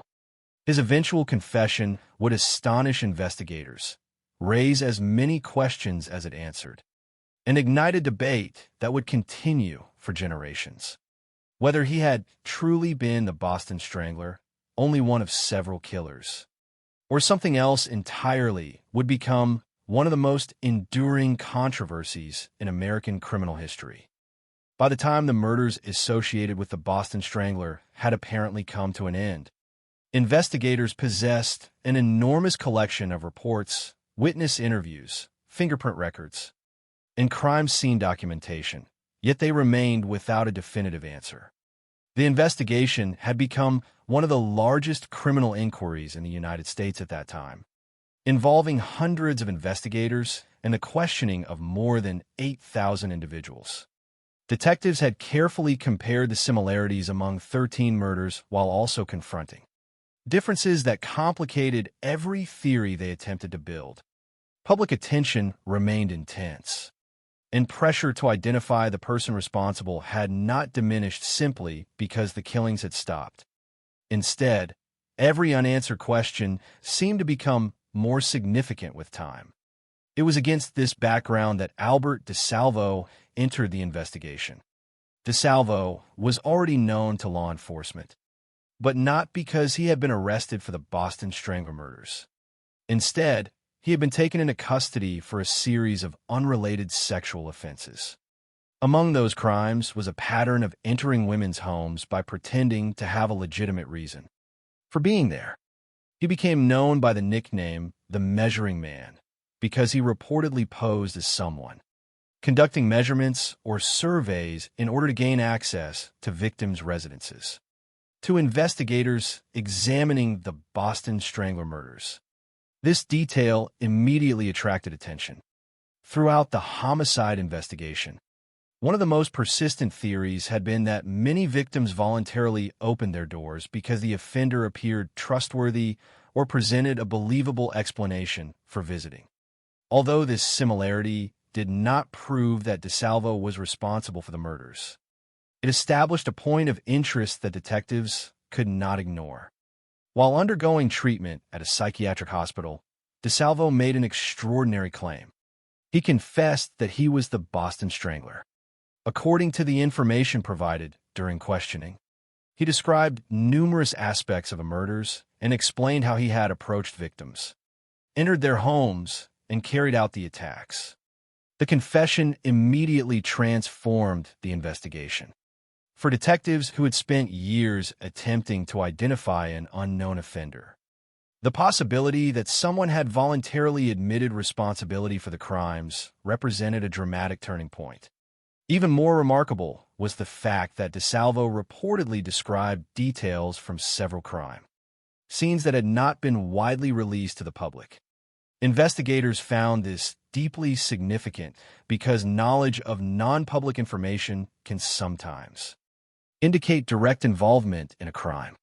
If DeSalvo truly possessed details unavailable through newspapers or public discussion, his confession carried substantial weight.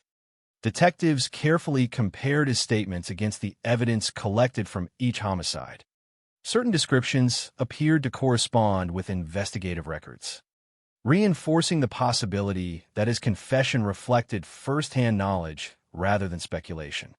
Yet as investigators continued reviewing his statements, the situation became far more complicated than a straightforward admission of guilt. Alongside details that appeared accurate were other statements that raised serious concerns. Some aspects of DeSalvo's account did not match the evidence documented at particular crime scenes. Certain descriptions conflicted with known investigative findings, while other elements appeared inconsistent with the physical evidence available. These inaccuracies forced detectives to ask an uncomfortable question. If DeSalvo had truly committed every murder, why did portions of his confession fail to align with the established facts? Several explanations were considered. One possibility was that his memory had become imperfect over time, particularly if he had committed numerous crimes across an extended period. Another possibility was that he had acquired information indirectly through newspaper reports, conversations, or other sources and unintentionally blended factual details with inaccurate assumptions. The available evidence could not definitively resolve these possibilities. Consequently, investigators faced a confession that was both compelling and problematic at the same time. Additional concerns emerged when experts considered the broader characteristics of the murders themselves. As detectives had already recognized during the active investigation, the 13 cases were not identical. Victim ages ranged from 19 to 85. Some victims showed evidence consistent with sexual assault, while others did not. Certain crime scenes appeared carefully arranged after the killing, whereas others differed noticeably.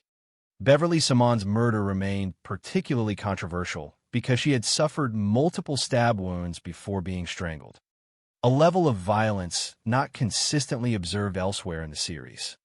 These differences led some specialists to question whether one individual could reasonably be expected to account for every variation. Others argued that offenders can change their behavior over time and that differences between crimes do not automatically exclude a single perpetrator. The debate remained unresolved because the available evidence supported neither position. Conclusively, psychological evaluation also became part of the discussion surrounding DeSalvo's confession. According to the information available, some specialists believed aspects of his psychological profile did not entirely correspond with what they expected from the offender responsible for all 13 murders. Such assessments, however, could not establish innocence or guilt. Criminal behavior varies widely, and psychological analysis alone cannot replace physical evidence. Nevertheless, These observations contributed to growing uncertainty surrounding the confession. Another important limitation confronted investigators from the beginning. Despite DeSalvo's admission, there was no forensic evidence at the time capable of definitively linking him to all of the murders. Modern DNA testing had not yet been developed, leaving detectives without the scientific tools that later generations would rely upon to confirm or exclude suspects. Fingerprints and traditional forensic methods had not produced conclusive results across the entire series. As a consequence, DeSalvo's confession became one important piece of evidence rather than a complete solution to the investigation. This distinction would have lasting legal consequences. Although DeSalvo confessed to being the Boston Strangler, he was never brought to trial for the murders associated with that name. Instead, he was prosecuted and convicted for the sexual assaults and related offenses for which authorities already possess sufficient evidence. This fact remains one of the defining characteristics of the Boston Strangler case. Public discussion often assumes that DeSalvo was convicted of the murders themselves. But according to the historical record provided, that did not occur. His legal responsibility centered on the crimes for which prosecutors believed they could successfully secure convictions, not on the homicide investigation that continued to generate uncertainty. For many members of the public, the confession nevertheless appeared convincing. The idea that investigators had finally identified the notorious Boston Strangler offered a sense of resolution after years of fear and unanswered questions. Yet within investigative and academic circles, doubts persisted. Detectives understood that confessions, while powerful, must be carefully examined alongside independent evidence. A confession containing both accurate and inaccurate information requires particularly cautious evaluation because its reliability cannot simply be assumed. As years passed, those uncertainties did not disappear. Instead, they became central to the historical legacy of the case. Some researchers accepted DeSalvo's confession as essentially truthful despite its inconsistencies. Others believed he may have been responsible for only a portion of the murders. Still others questioned whether the label Boston Strangler had combined multiple offenders into one narrative long before DeSalvo entered the investigation. Because definitive forensic evidence remained unavailable for most of the murders, none of these competing interpretations could be conclusively proven during his lifetime. In 1973, while serving his prison sentence at MCI Walpole, Albert DeSalvo was fatally stabbed by another inmate. His death added another unresolved chapter to an already complicated story. According to the information available, the circumstances surrounding his killing were never fully explained. Whatever answers DeSalvo might have continued to provide regarding the murders ended with his death. For decades afterward, investigators, historians, and criminologists continued examining the Boston Strangler case without reaching universal agreement. Then, many years later, advances in forensic science would provide investigators with an opportunity unavailable to the detectives of the 1960s. Through DNA analysis, one part of the mystery would finally become much clearer. At the same time, however, the broader question that had haunted the investigation from the beginning, whether one man had truly killed all 13 women, would remain remarkably difficult to answer. For decades after Albert DeSalvo's death, the Boston Strangler case remained suspended between confession and uncertainty. To many people, DeSalvo's admission that he was responsible for the murders seemed like the final answer to a mystery that had frightened an entire city. The public had watched investigators search for years, had followed reports of fear spreading throughout Boston, and had waited for the identity of the person responsible to finally be revealed. DeSalvo's confession appeared to provide that resolution. Yet for investigators, historians, and criminal experts who examined the case more closely, important questions remained unanswered. A confession alone could not erase the inconsistencies within the investigation. The 13 murders associated with the Boston Strangler were connected by certain disturbing similarities, but they were also separated by significant differences. Without additional physical evidence, the question remained open. Was Albert DeSalvo responsible for every murder, or only some of them? The answer would remain uncertain for many years until advances in forensic science created an opportunity that investigators in the 1960s never had. In the early years of the investigation, detectives had worked with the technology available to them. They collected fingerprints, examined crime scenes, interviewed witnesses, and reviewed physical evidence according to the standards of the time.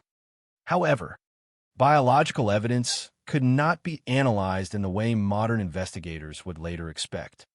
DNA testing, which would eventually transform criminal investigations around the world, was not available. Evidence that might one day reveal a suspect's identity remained silent because science had not yet developed the ability to interpret it. As decades passed, however, preserved evidence from old investigations became increasingly valuable. The development of modern DNA technology allowed investigators to return to historical cases and examine evidence that had previously provided limited information. The Boston Strangler investigation became one of those cases.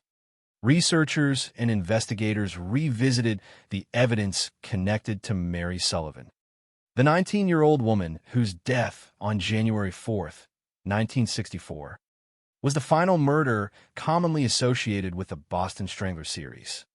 Mary's case had always held particular importance. It was the last known killing in the series, and investigators had documented unusual details at the crime scene. The possibility that modern forensic methods could finally provide answers made her case the focus of renewed attention. In 2013, investigators used advanced DNA technology to examine preserved evidence connected to Mary Sullivan's murder. The goal was straightforward: determine whether biological material from the crime scene could be compared with Albert DeSalvo. To conduct the analysis, investigators used DNA obtained from DeSalvo after his death and compared it with evidence collected from the Sullivan crime scene. The result represented a major development in the decades-long investigation. The DNA evidence matched Albert DeSalvo, strongly supporting the conclusion that he was responsible for Mary Sullivan's murder. For the first time, modern forensic science provided direct physical evidence connecting DeSalvo to one of the Boston Strangler cases. This discovery significantly strengthened the argument that DeSalvo's confession had contained genuine information rather than being entirely fabricated. After years of debate, investigators had scientific evidence linking him to at least one murder associated with the Boston Strangler investigation. However, the discovery did not solve the entire mystery. The DNA evidence confirmed a connection to Mary Sullivan, but it did not prove that DeSalvo committed all 13 murders. This distinction remained crucial. The Boston Strangler investigation involved 13 women, but DNA evidence was not available for every case. Many of the original crime scenes had occurred decades earlier, and much of the physical evidence was either unavailable, degraded, or insufficient for modern testing. As a result, investigators could not apply the same scientific confirmation to the remaining murders. The discovery answered one important question while leaving the larger mystery intact. DeSalvo had been linked to Mary Sullivan, but whether he had killed Anna Sleezers, Nina Nichols, Helen Blake, Ida Erga, Jane Sullivan, Sophie Clark, Patricia Bissett, Mary Brown, Beverly Simons, Evelyn Corbin, Joan Graff, and Bessie Goldberg remained uncertain. This limitation explains why the Boston Strangler case continues to generate debate. The modern DNA evidence changed the discussion, but it did not eliminate every possibility. Some researchers argued that the connection to Mary Sullivan supported DeSalvo's broader confession. If he had accurately described one murder they believed, his claims regarding other victims deserved serious consideration. They pointed to the fact that he had provided details about crime scenes that investigators believed were not widely known. To them, these details suggested that DeSalvo possessed direct knowledge of multiple murders. However, other investigators and historians remain cautious. They emphasize that accurate information about one crime does not automatically prove responsibility for every similar crime committed during the same period. The differences among the 13 murders continued to raise concerns. The victims were separated by enormous differences in age. The circumstances of the killings were not identical. Some cases involved evidence of sexual assault, while others did not. Some crime scenes appeared staged, while others showed different characteristics. Beverly Salmon's murder remained especially important in this debate because of the use of a knife and the multiple stab wounds before strangulation. These variations suggested to some experts that the Boston Strangler label may have represented more than one offender. The possibility that multiple killers were active during the same period became an important alternative explanation. According to this theory, investigators and the media may have connected separate crimes because they shared certain characteristics, especially the strangulation method and the fact that many victims lived alone. The name Boston Strangler may therefore have described a collection of crimes rather than the actions of a single individual. This possibility did not mean that DeSalvo was unrelated to the investigation. Instead, it suggested that his role may have been more limited than originally believed. Under this interpretation, DeSalvo could have been responsible for Mary Sullivan and possibly other murders, while additional victims may have been killed by someone else. The debate illustrates the difference between suspicion, probability, and proof. Criminal investigations often rely upon patterns and theories, but final conclusions require evidence strong enough to withstand examination. In the Boston Strangler case, modern science provided a significant piece of that evidence, but only for one victim. The remaining cases continued to exist in a space between possibility and certainty. The impact of the DNA discovery extended beyond the question of DeSalvo's guilt. It also demonstrated how technological progress can transform historical investigations. Cases once considered impossible to resolve may later reveal information through methods unavailable to earlier generations. The Boston Strangler investigation became an example of both the power and the limitations of forensic science. DNA could establish a connection that had remained uncertain for decades, but it could not answer questions when evidence was no longer available. Even with advanced technology, investigators were still limited by the physical materials that survived. The 2013 findings, therefore, represented both a breakthrough and a reminder of the challenges that remained. Albert DeSalvo was no longer simply a man who confessed without physical confirmation. Modern science had connected him to Mary Sullivan's murder. Yet the larger identity of the Boston Strangler remained unresolved. The name continued to represent a mystery involving 13 women whose deaths changed Boston forever. Their cases became part of American criminal history not only because of the violence involved, but because of the questions that remained after decades of investigation. The evidence had evolved, the technology had advanced, and one piece of the puzzle had finally been revealed. But the complete picture remained incomplete. The Boston Strangler case continued to stand as a reminder that even the most determined investigations do not always produce absolute answers. Sometimes history provides fragments rather than certainty, a confession, a DNA match, a collection of similarities, and a series of unresolved questions. For the families of the victims and for those who continued studying the case, the search for truth was never only about identifying a name. It was also about remembering the women whose lives were taken and understanding the circumstances that allowed such crimes to occur.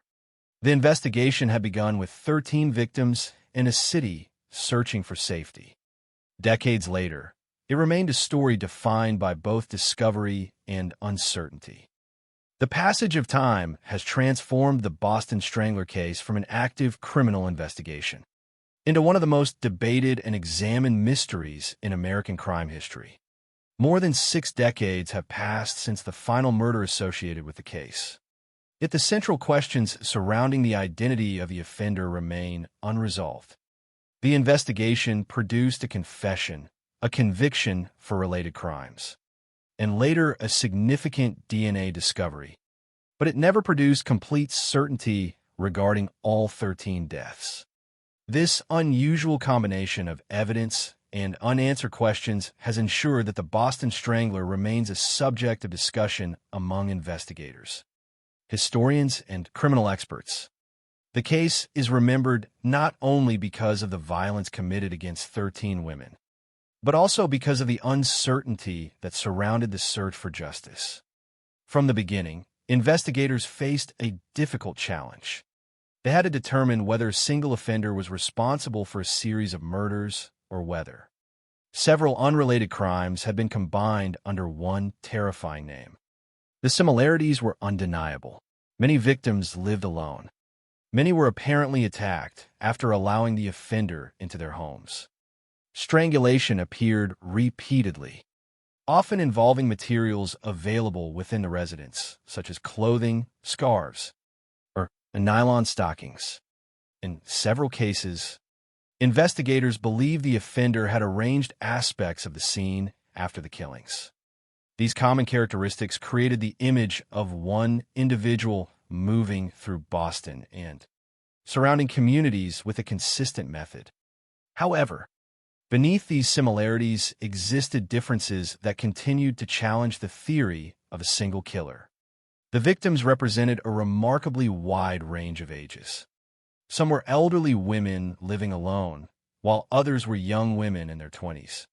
Some crime scenes included indications of sexual assault, while others did not. Some victims appeared to have been killed using similar methods, while others showed significant differences in the violence used against them. These inconsistencies became increasingly important as researchers examined the case over time. A central question emerged: if one person committed all 13 murders, why did the crimes vary so significantly? Supporters of the theory that DeSalvo was responsible for the entire series argued that criminal behavior can change. They suggested that an offender may alter methods, target different victims, or leave different patterns depending on circumstances surrounding each crime. From this perspective, the similarities among the cases carried greater significance than the differences. They pointed to DeSalvo's confession, his knowledge of details connected to the murders, and the DNA evidence linking him to Mary Sullivan as important pieces supporting his involvement. The confession remained particularly significant because DeSalvo had described aspects of the crimes that investigators believed were not publicly available.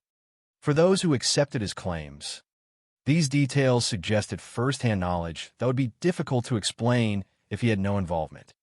However, critics of the single killer theory continued emphasizing the weaknesses surrounding the confession. They noted that DeSalvo was never tried or convicted for the Boston Strangler murders themselves.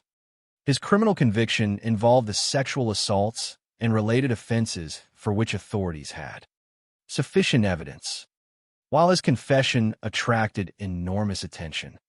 Legal standards require proof beyond an admission of guilt, especially in cases involving multiple victims and decades-old evidence. Critics argued that the confession contained inaccuracies and that some details did not correspond with known crime scene information. To them, the possibility remained that DeSalvo exaggerated his role or claimed responsibility for crimes he did not commit. The question became even more complicated after considering the possibility of multiple offenders. Under this theory, The term Boston Strangler may have represented a label created to connect crimes that shared certain characteristics but were not necessarily committed by the same person. The similarities may have reflected circumstances common among several crimes rather than evidence of one individual's actions. Boston during the early 1960s contained conditions that investigators believed could have contributed to this confusion. Many women lived alone. Apartment buildings allowed unfamiliar individuals to move through shared spaces. People often trusted those who appeared to have legitimate reasons for visiting. A criminal who understood these social habits could potentially exploit them, meaning more than one offender could have used similar methods during the same period. This possibility has remained one of the most important alternative explanations for the case. The debate over the Boston Strangler also influenced the development of criminal investigation methods in the United States. The enormous effort required to investigate the murders demonstrated the importance of cooperation between law enforcement agencies. Systematic record-keeping and careful analysis of patterns across multiple crimes. Although investigators in the 1960s lacked modern forensic technology, their work established approaches that would later become more advanced. The case became part of a broader shift toward understanding serial offenders, studying behavioral patterns, and developing methods for connecting crimes across different locations. The later use of DNA technology demonstrated how dramatically criminal investigations could change. Over time, the discovery linking DeSalvo to Mary Sullivan showed the value of preserving evidence and revisiting historical cases with new scientific tools. Evidence that once seemed limited could later provide powerful information. However, the case also demonstrated the limitations of technology. DNA could only answer questions when suitable evidence remained available. It could confirm a connection in one case, but could not reconstruct every event that occurred. Decades earlier, the women at the center of the investigation remained the most important part of the story. Their identities should not be reduced only to their connection with an infamous criminal case. Each victim was an individual whose life existed beyond the circumstances of her death. Anna Slesers, Nina Nichols, Helen Blake, Ita Irka, Janne Sullivan, Sophie Clark, Patricia Pisette. Mary Brown, Beverly Simons, Evelyn Corbin, Joan Graff, Bessie Goldberg, and Mary Sullivan represented 13 separate lives interrupted by violence. The investigation that followed focused heavily on identifying a perpetrator. But the human cost of the crimes remained with families, friends, and communities long after the headlines disappeared. The fear created by the murders also left a lasting impact on Boston. The case changed how many residents viewed personal safety and interactions with strangers. A city where people had traditionally trusted familiar routines became more cautious. The simple act of answering a door became associated with uncertainty. The murders demonstrated how quickly public confidence can be damaged when a threat remains invisible and unidentified, even after DeSalvo became the central figure associated with the case. Questions about the complete truth continued. His death in prison in 1973 ended the possibility of further questioning him directly.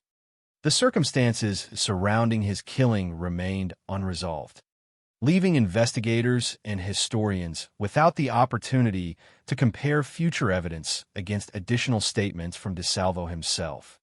As a result, the case entered history with a rare combination of known facts and permanent uncertainty. Today, the Boston Strangler investigation remains a powerful example of the complexity of criminal cases. It shows that solving one part of mystery does not always solve the entire mystery. Albert DeSalvo was linked through DNA to the murder of Mary Sullivan, providing important evidence that he was involved in at least one Boston Strangler case. Yet the question of whether he was responsible for all 13 murders remains unanswered. The evidence supports different interpretations. and the lack of complete forensic confirmation prevents a final conclusion. Ultimately, the legacy of the Boston Strangler is not only the story of suspect or an investigation. It is the story of 13 women whose deaths changed a city and challenged the limits of criminal justice. It is a reminder that investigations are built from evidence, but evidence is sometimes incomplete. It is a reminder that public fear can shape perceptions, and that historical narratives can become complicated when certainty is impossible.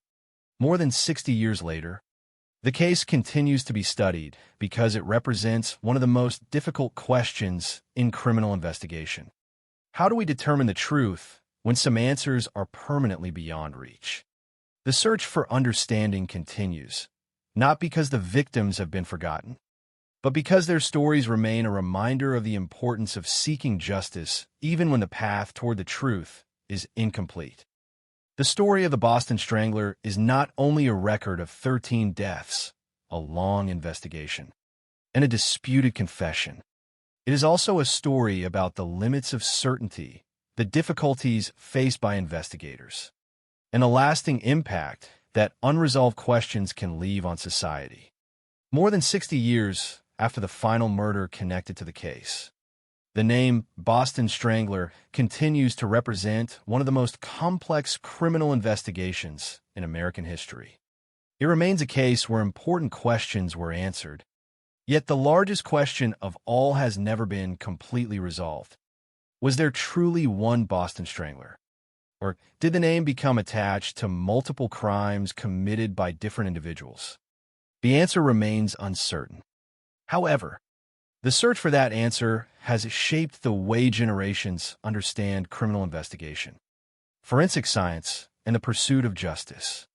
When the first victim, Anna Sleezers, was discovered on June 14, 1962, no one could have predicted the scale of what would follow. At that moment, investigators were examining a single homicide. They were attempting to understand the circumstances surrounding the death of a 55-year-old woman who had lived quietly and independently. Her death was a tragedy for her family and community, but it was not yet recognized as part of a larger pattern. Only after additional women were found dead under similar circumstances did investigators begin to understand that they might be facing something far more complicated than an isolated crime. The murders that followed changed Boston permanently. The city experienced a level of fear that extended far beyond the individual crime scenes. The idea that a stranger could enter a person's home, a place normally associated with safety and privacy, created a sense of vulnerability throughout the community. Women living alone became especially concerned because many of the victims shared that circumstance. The absence of forced entry made the threat even more disturbing. The offender did not appear to rely on breaking through doors or windows. Instead, investigators believe that trust, deception, or a believable explanation may have allowed the attacker to gain access. This possibility transformed ordinary interactions into potential moments of danger. A knock at the door was no longer simply a routine event. It became a reminder that appearances could be misleading. The investigation itself represented one of the largest efforts undertaken by law enforcement during that period. Hundreds of investigators participated. Thousands of interviews were conducted. Fingerprints and available physical evidence were carefully examined. Detectives attempted to compare every crime scene, searching for consistent details that could reveal the identity of the offender. They studied victim backgrounds, reviewed possible suspects, and examined every available lead. Yet despite this enormous effort, the investigation encountered obstacles that could not easily be overcome. The technology available in the early 1960s limited what investigators could prove. Without DNA analysis, biological evidence could not provide the answers that modern investigators might expect. Without advanced surveillance systems, there were no digital records showing who entered buildings or moved through neighborhoods. Investigators had to depend upon traditional methods, relying on interviews, observation, and careful comparison of evidence. Their work was extensive, but the tools available to them were limited. The emergence of Albert DeSalvo as the person who claimed responsibility for the murders changed the direction of the case. His confession appeared to provide the resolution that Boston had been waiting for. Here was a man already connected to crimes involving attacks on women and deception used to gain access to residences. His description of certain details from the murders attracted significant attention, especially because some information appeared to match details known only to investigators. For many people, DeSalvo became the answer to the mystery. However, the investigation never reached complete certainty. The concerns surrounding his confession remained significant. Some details were inconsistent with known evidence. Some aspects of his statements did not match the characteristics of particular murders. Experts also questioned whether the differences among the 13 cases were compatible with the actions of one offender. These concerns did not necessarily prove that DeSalvo was innocent of all the murders, but they demonstrated that the evidence was more complicated than a simple confession might suggest. The later DNA discovery involving Mary Sullivan represented a major moment in the history of the case. Decades after the murders, modern forensic technology provided evidence connecting Albert DeSalvo to her death. This discovery strengthened the argument that DeSalvo had been involved in at least one Boston Strangler murder. It also showed how scientific progress could revisit historical investigations and reveal information unavailable to previous generations. Yet even this breakthrough had limitations. The DNA evidence did not establish that DeSalvo committed all 13 murders. It confirmed one connection, not an entire series. That distinction remains essential when examining the case. A single confirmed murder cannot automatically prove responsibility for every similar crime. The debate surrounding the Boston Strangler demonstrates the difference between possibility and proof. It is possible that DeSalvo committed every murder. His confession, his knowledge of certain details, and the DNA evidence connected to Mary Sullivan all support that possibility. It is also possible that he committed only some of the crimes. The differences among the victims and crime scenes support the argument that multiple offenders may have been responsible. Another possibility is that the term Boston Strangler itself created an artificial connection between separate crimes that occurred during the same period. Without additional evidence, none of these explanations can be proven completely. The uncertainty surrounding the case does not diminish the importance of the investigation.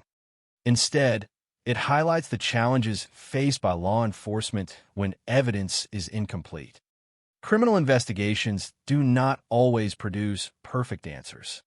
Sometimes investigators must work with fragments, partial witness accounts, incomplete physical evidence, and patterns that suggest possibilities without providing absolute conclusions. The Boston Strangler case represents one of the clearest examples of this reality. The investigation also influenced how future crimes would be examined. The scale of the inquiry demonstrated the importance of cooperation between investigators and the value of carefully organizing information from multiple crime scenes. It contributed to a greater understanding of serial offenders and the importance of identifying behavioral patterns. Later developments in forensic science, especially DNA analysis, changed criminal investigations worldwide, allowing evidence that once seemed meaningless to become powerful proof. Yet the case also serves as a reminder that technology cannot recover what has been lost. Evidence must survive. Records must remain available. The passage of time can permanently remove answers that investigators need. Above all, the Boston Strangler case belongs to the victims. The names connected to the investigation represent real, people whose lives were far more than the circumstances of their deaths. Anna Slesers, Nina Nichols, Helen Blake, Ita Irka, Janne Sullivan, Sophie Clark, Patricia Pisette, Mary Brown, Beverly Simons, Evelyn Corbin, Joan Graff, Bessie Goldberg, and Mary Sullivan were individuals with families, memories, and personal histories. Their stories became linked to one of America's most famous criminal investigations. But their identities should not be defined only by the crimes committed against them. Remembering the victims remains the most important part of understanding the case. The Boston Strangler investigation ended without the complete certainty that many hoped to achieve. Albert DeSalvo remains permanently connected to the case through his confession and the DNA evidence, linking him to Mary Sullivan's murder. However, whether he was responsible for every death associated with the Boston Strangler remains a question without a final answer.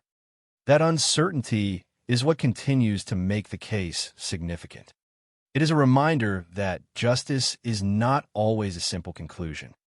Sometimes it is a continuing search for truth based on the evidence that remains. More than 6 decades later, the Boston Strangler case still challenges investigators, historians, and the public to examine how we understand guilt, evidence, and memory. It remains a story of fear, investigation, scientific progress, and unanswered questions. But most importantly, it remains a story of 13 women whose lives were taken and whose memory continues to shape the pursuit of justice.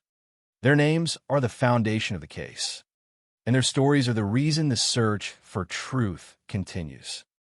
The final chapter of the Boston Strangler case is not defined by a dramatic courtroom conclusion or a single moment when every mystery was solved.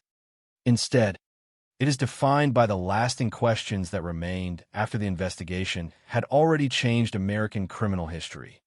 The case began with a series of terrifying discoveries in Boston and surrounding communities, grew into one of the largest homicide investigations of its time, and eventually became a symbol of both the possibilities and limitations of criminal justice. Even after Albert DeSalvo became the central figure associated with the murders, uncertainty continued to surround the full truth of what happened between 1962 and 1964. The story of the Boston Strangler is therefore not simply the story of a suspected offender. It is the story of an investigation that struggled to separate fact from assumption, a city that lived through fear, and 13 women whose lives became permanently connected to one of the most debated cases in American history. Looking back at the timeline of events, investigators were confronted with a series of crimes that appeared connected but never completely identical. The early murders of Anna Slesers, Nina Nichols, and Helen Blake created the foundation of the investigation. Each woman was found dead inside her own residence, and each case contained similarities that immediately attracted police attention. The absence of obvious forced entry suggested that the offender may have gained access without using physical force. This pattern continued through several later cases and became one of the most important elements in the investigation. Detectives believed the person responsible understood how to appear trustworthy or create a situation where victims would allow him inside. That possibility was deeply disturbing because it meant the danger was hidden behind ordinary interactions. The investigation continued as more women were killed, and every new victim brought both additional evidence and additional uncertainty.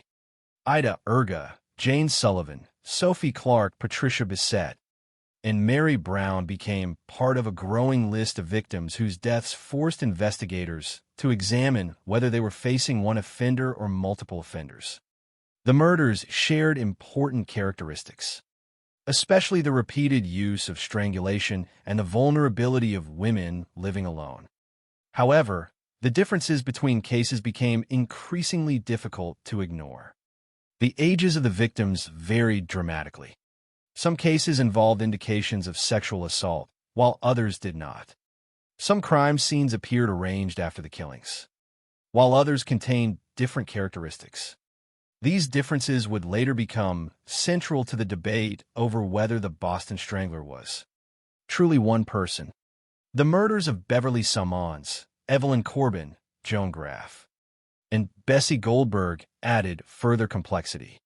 Beverly Summons' death especially raised questions because of the presence of multiple stab wounds before strangulation. For investigators and later researchers, this difference represented an important challenge to the theory of a single offender.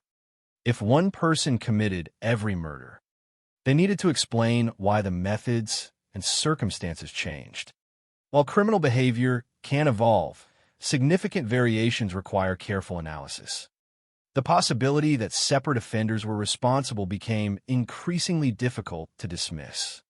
Yet at the time, investigators faced the reality of an active criminal investigation. They could not wait for perfect answers. They had to work with the evidence available and attempt to prevent further violence.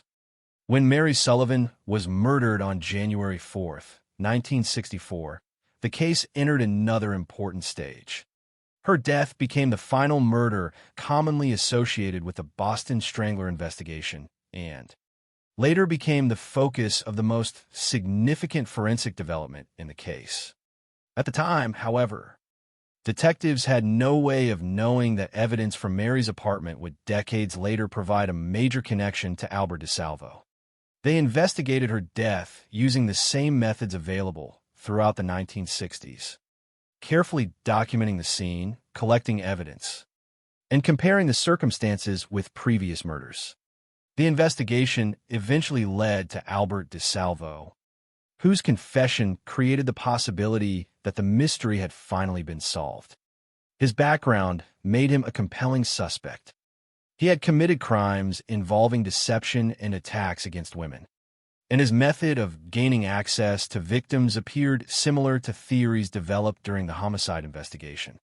When he claimed to be the Boston Strangler, many people believed the case had reached its conclusion. However, the truth proved far more complicated. DeSalvo's confession contained both convincing details and troubling inconsistencies. Some information appeared to demonstrate knowledge of the crimes, while other statements failed to match known evidence. The fact that he was never tried for the murders themselves also remained important. He was convicted for other crimes, but the legal system never established his responsibility for the entire Boston Strangler series through a criminal trial. This distinction separated public belief from legal proof. Decades later, DNA technology changed the discussion. The 2013 testing connected Albert DeSalvo to the murder of Mary Sullivan, providing physical evidence that had not existed during the original investigation. This discovery strengthened the conclusion that DeSalvo was involved in at least one of the Boston Strangler murders. It represented a significant achievement for modern forensic science and demonstrated how evidence from historical cases can reveal new information. However, it did not provide a complete answer. The DNA evidence did not confirm that DeSalvo was responsible for all 13 murders. Without comparable evidence from the remaining cases, the broader question remained unresolved. This uncertainty is why the Boston Strangler case continues to attract attention. It exists between two realities, one supported by evidence and one limited by what cannot be proven. Albert DeSalvo was not simply a random suspect. He was connected to the case through his confession and through scientific evidence related to Mary Sullivan. Yet the complete story of the 13 victims remains uncertain. The possibility that multiple offenders were responsible continues to be considered by many researchers because the differences among the crimes cannot be easily explained. The case demonstrates that investigations are often shaped not only by what evidence reveals, but also by what evidence cannot establish. The legacy of the Boston Strangler extends beyond the identity of the offender. The case influenced public awareness of personal safety, changed investigative practices, and became part of the development of modern criminal analysis. It showed the importance of cooperation between law enforcement agencies and demonstrated the value of preserving evidence for future scientific examination. At the same time, it revealed the limitations faced by investigators when technology is unable to provide definitive answers. Ultimately, the most important part of the Boston Strangler story remains the victims themselves. Behind the investigation, the theories, and the decades of debate were 13 women whose lives were taken. They were not simply names in a criminal file. They were individuals with personal histories, relationships, and futures that ended because of violence. Remembering them is essential because the true measure of an investigation is not only whether it identifies a suspect, but whether it preserves the memory and dignity of those who suffered. More than 60 years later, the Boston Strangler remains an unfinished chapter in American criminal history. Albert DeSalvo's connection to Mary Sullivan provides an important piece of the puzzle, but the complete picture has never been fully revealed. The case continues to challenge assumptions about evidence, justice, and certainty. It reminds us that some investigations do not end with absolute answers. Instead, they leave behind a responsibility to continue examining the facts, questioning what is known, and remembering the people whose lives were at the center of the search for truth.